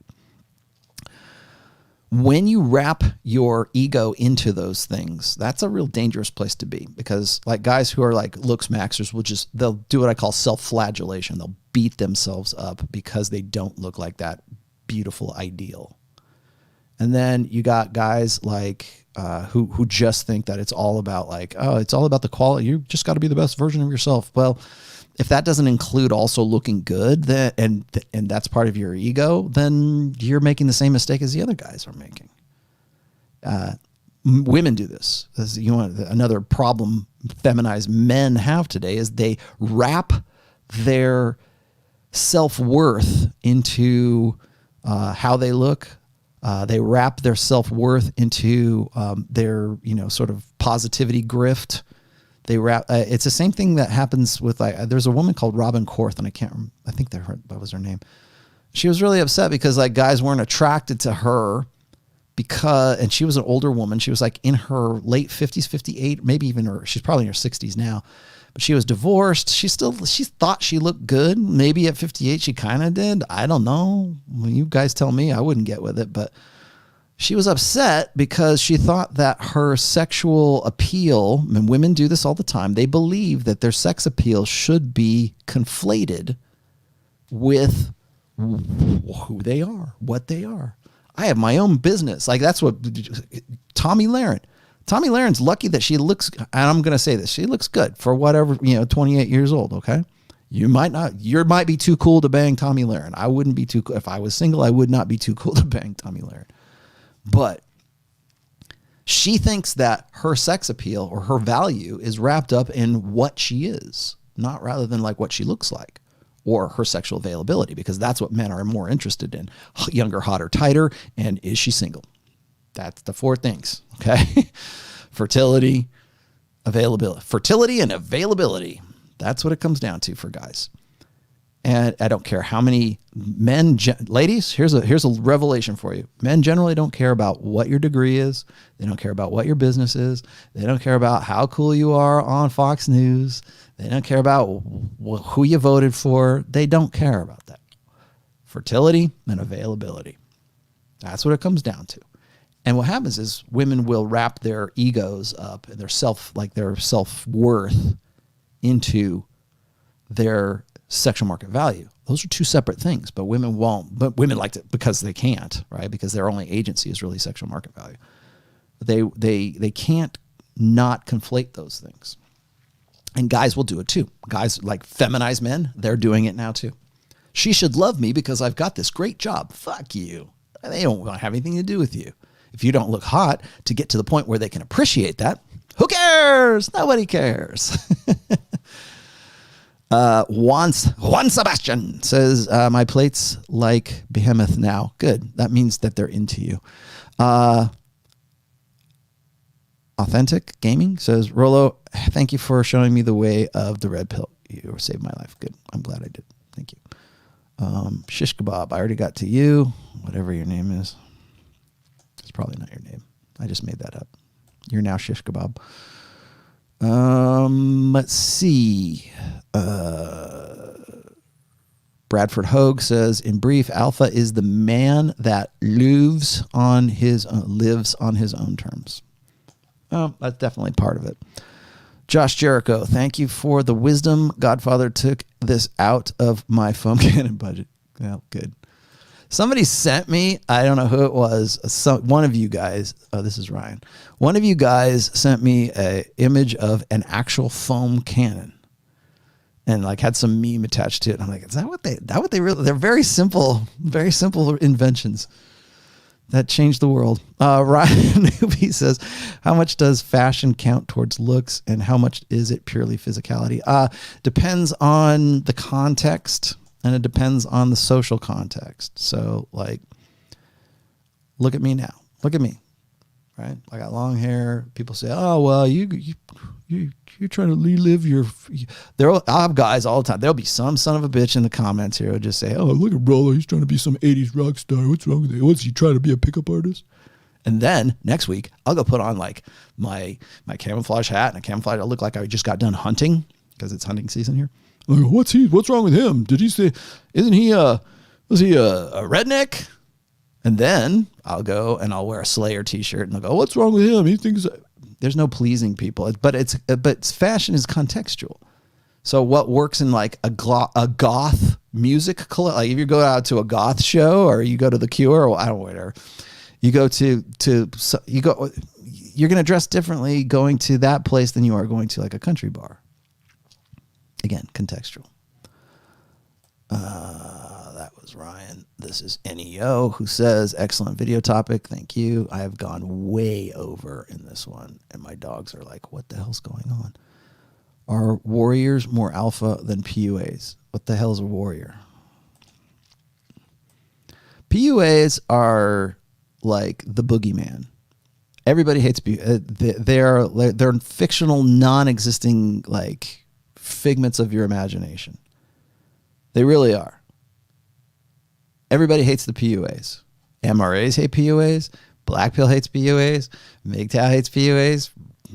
Most red pill hate PUAs. I don't, but MRAs hate PUAs. Did I say MRAs? MRAs hate PUAs. MGTOW hates PUAs. Tradcons hate PUAs. Everybody, everyone, anybody who doesn't agree with you is a PUA. Everyone I hate is Hitler. Everyone I hate is a PUA. Yeah, they're just inauthentic, and I am. So let me tell you how authentic I am by telling you how inauthentic those guys are. Jason says, great show. Thank you. Thank you. Thank you. Thank you very much. We are at the end, so I'm going to get stupid. God damn it, you guys. Excellent topic. PUAs, Jason the Dream, whoever the Dream is. Are you going one-on-one with Donovan Sharp? I've been on Donovan Sharp's show more times than I can remember.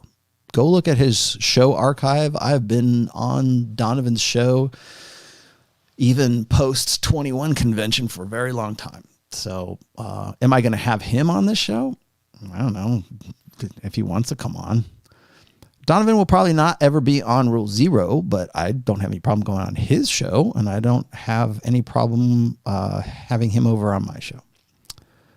Oh, you mean one-on-one? Is it like, am I going to fly out to Philadelphia and sit down across from him? I don't know, maybe.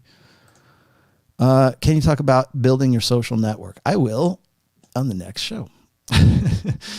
Because I got to go. All right, guys, this has been fun. If I didn't get to your super, and I think I got to everybody, then email me. I am honest to God, I swear to God, I'm going to do a Patreon stream next week, so watch for that. New book is on the way. Where is it? Let me take that out.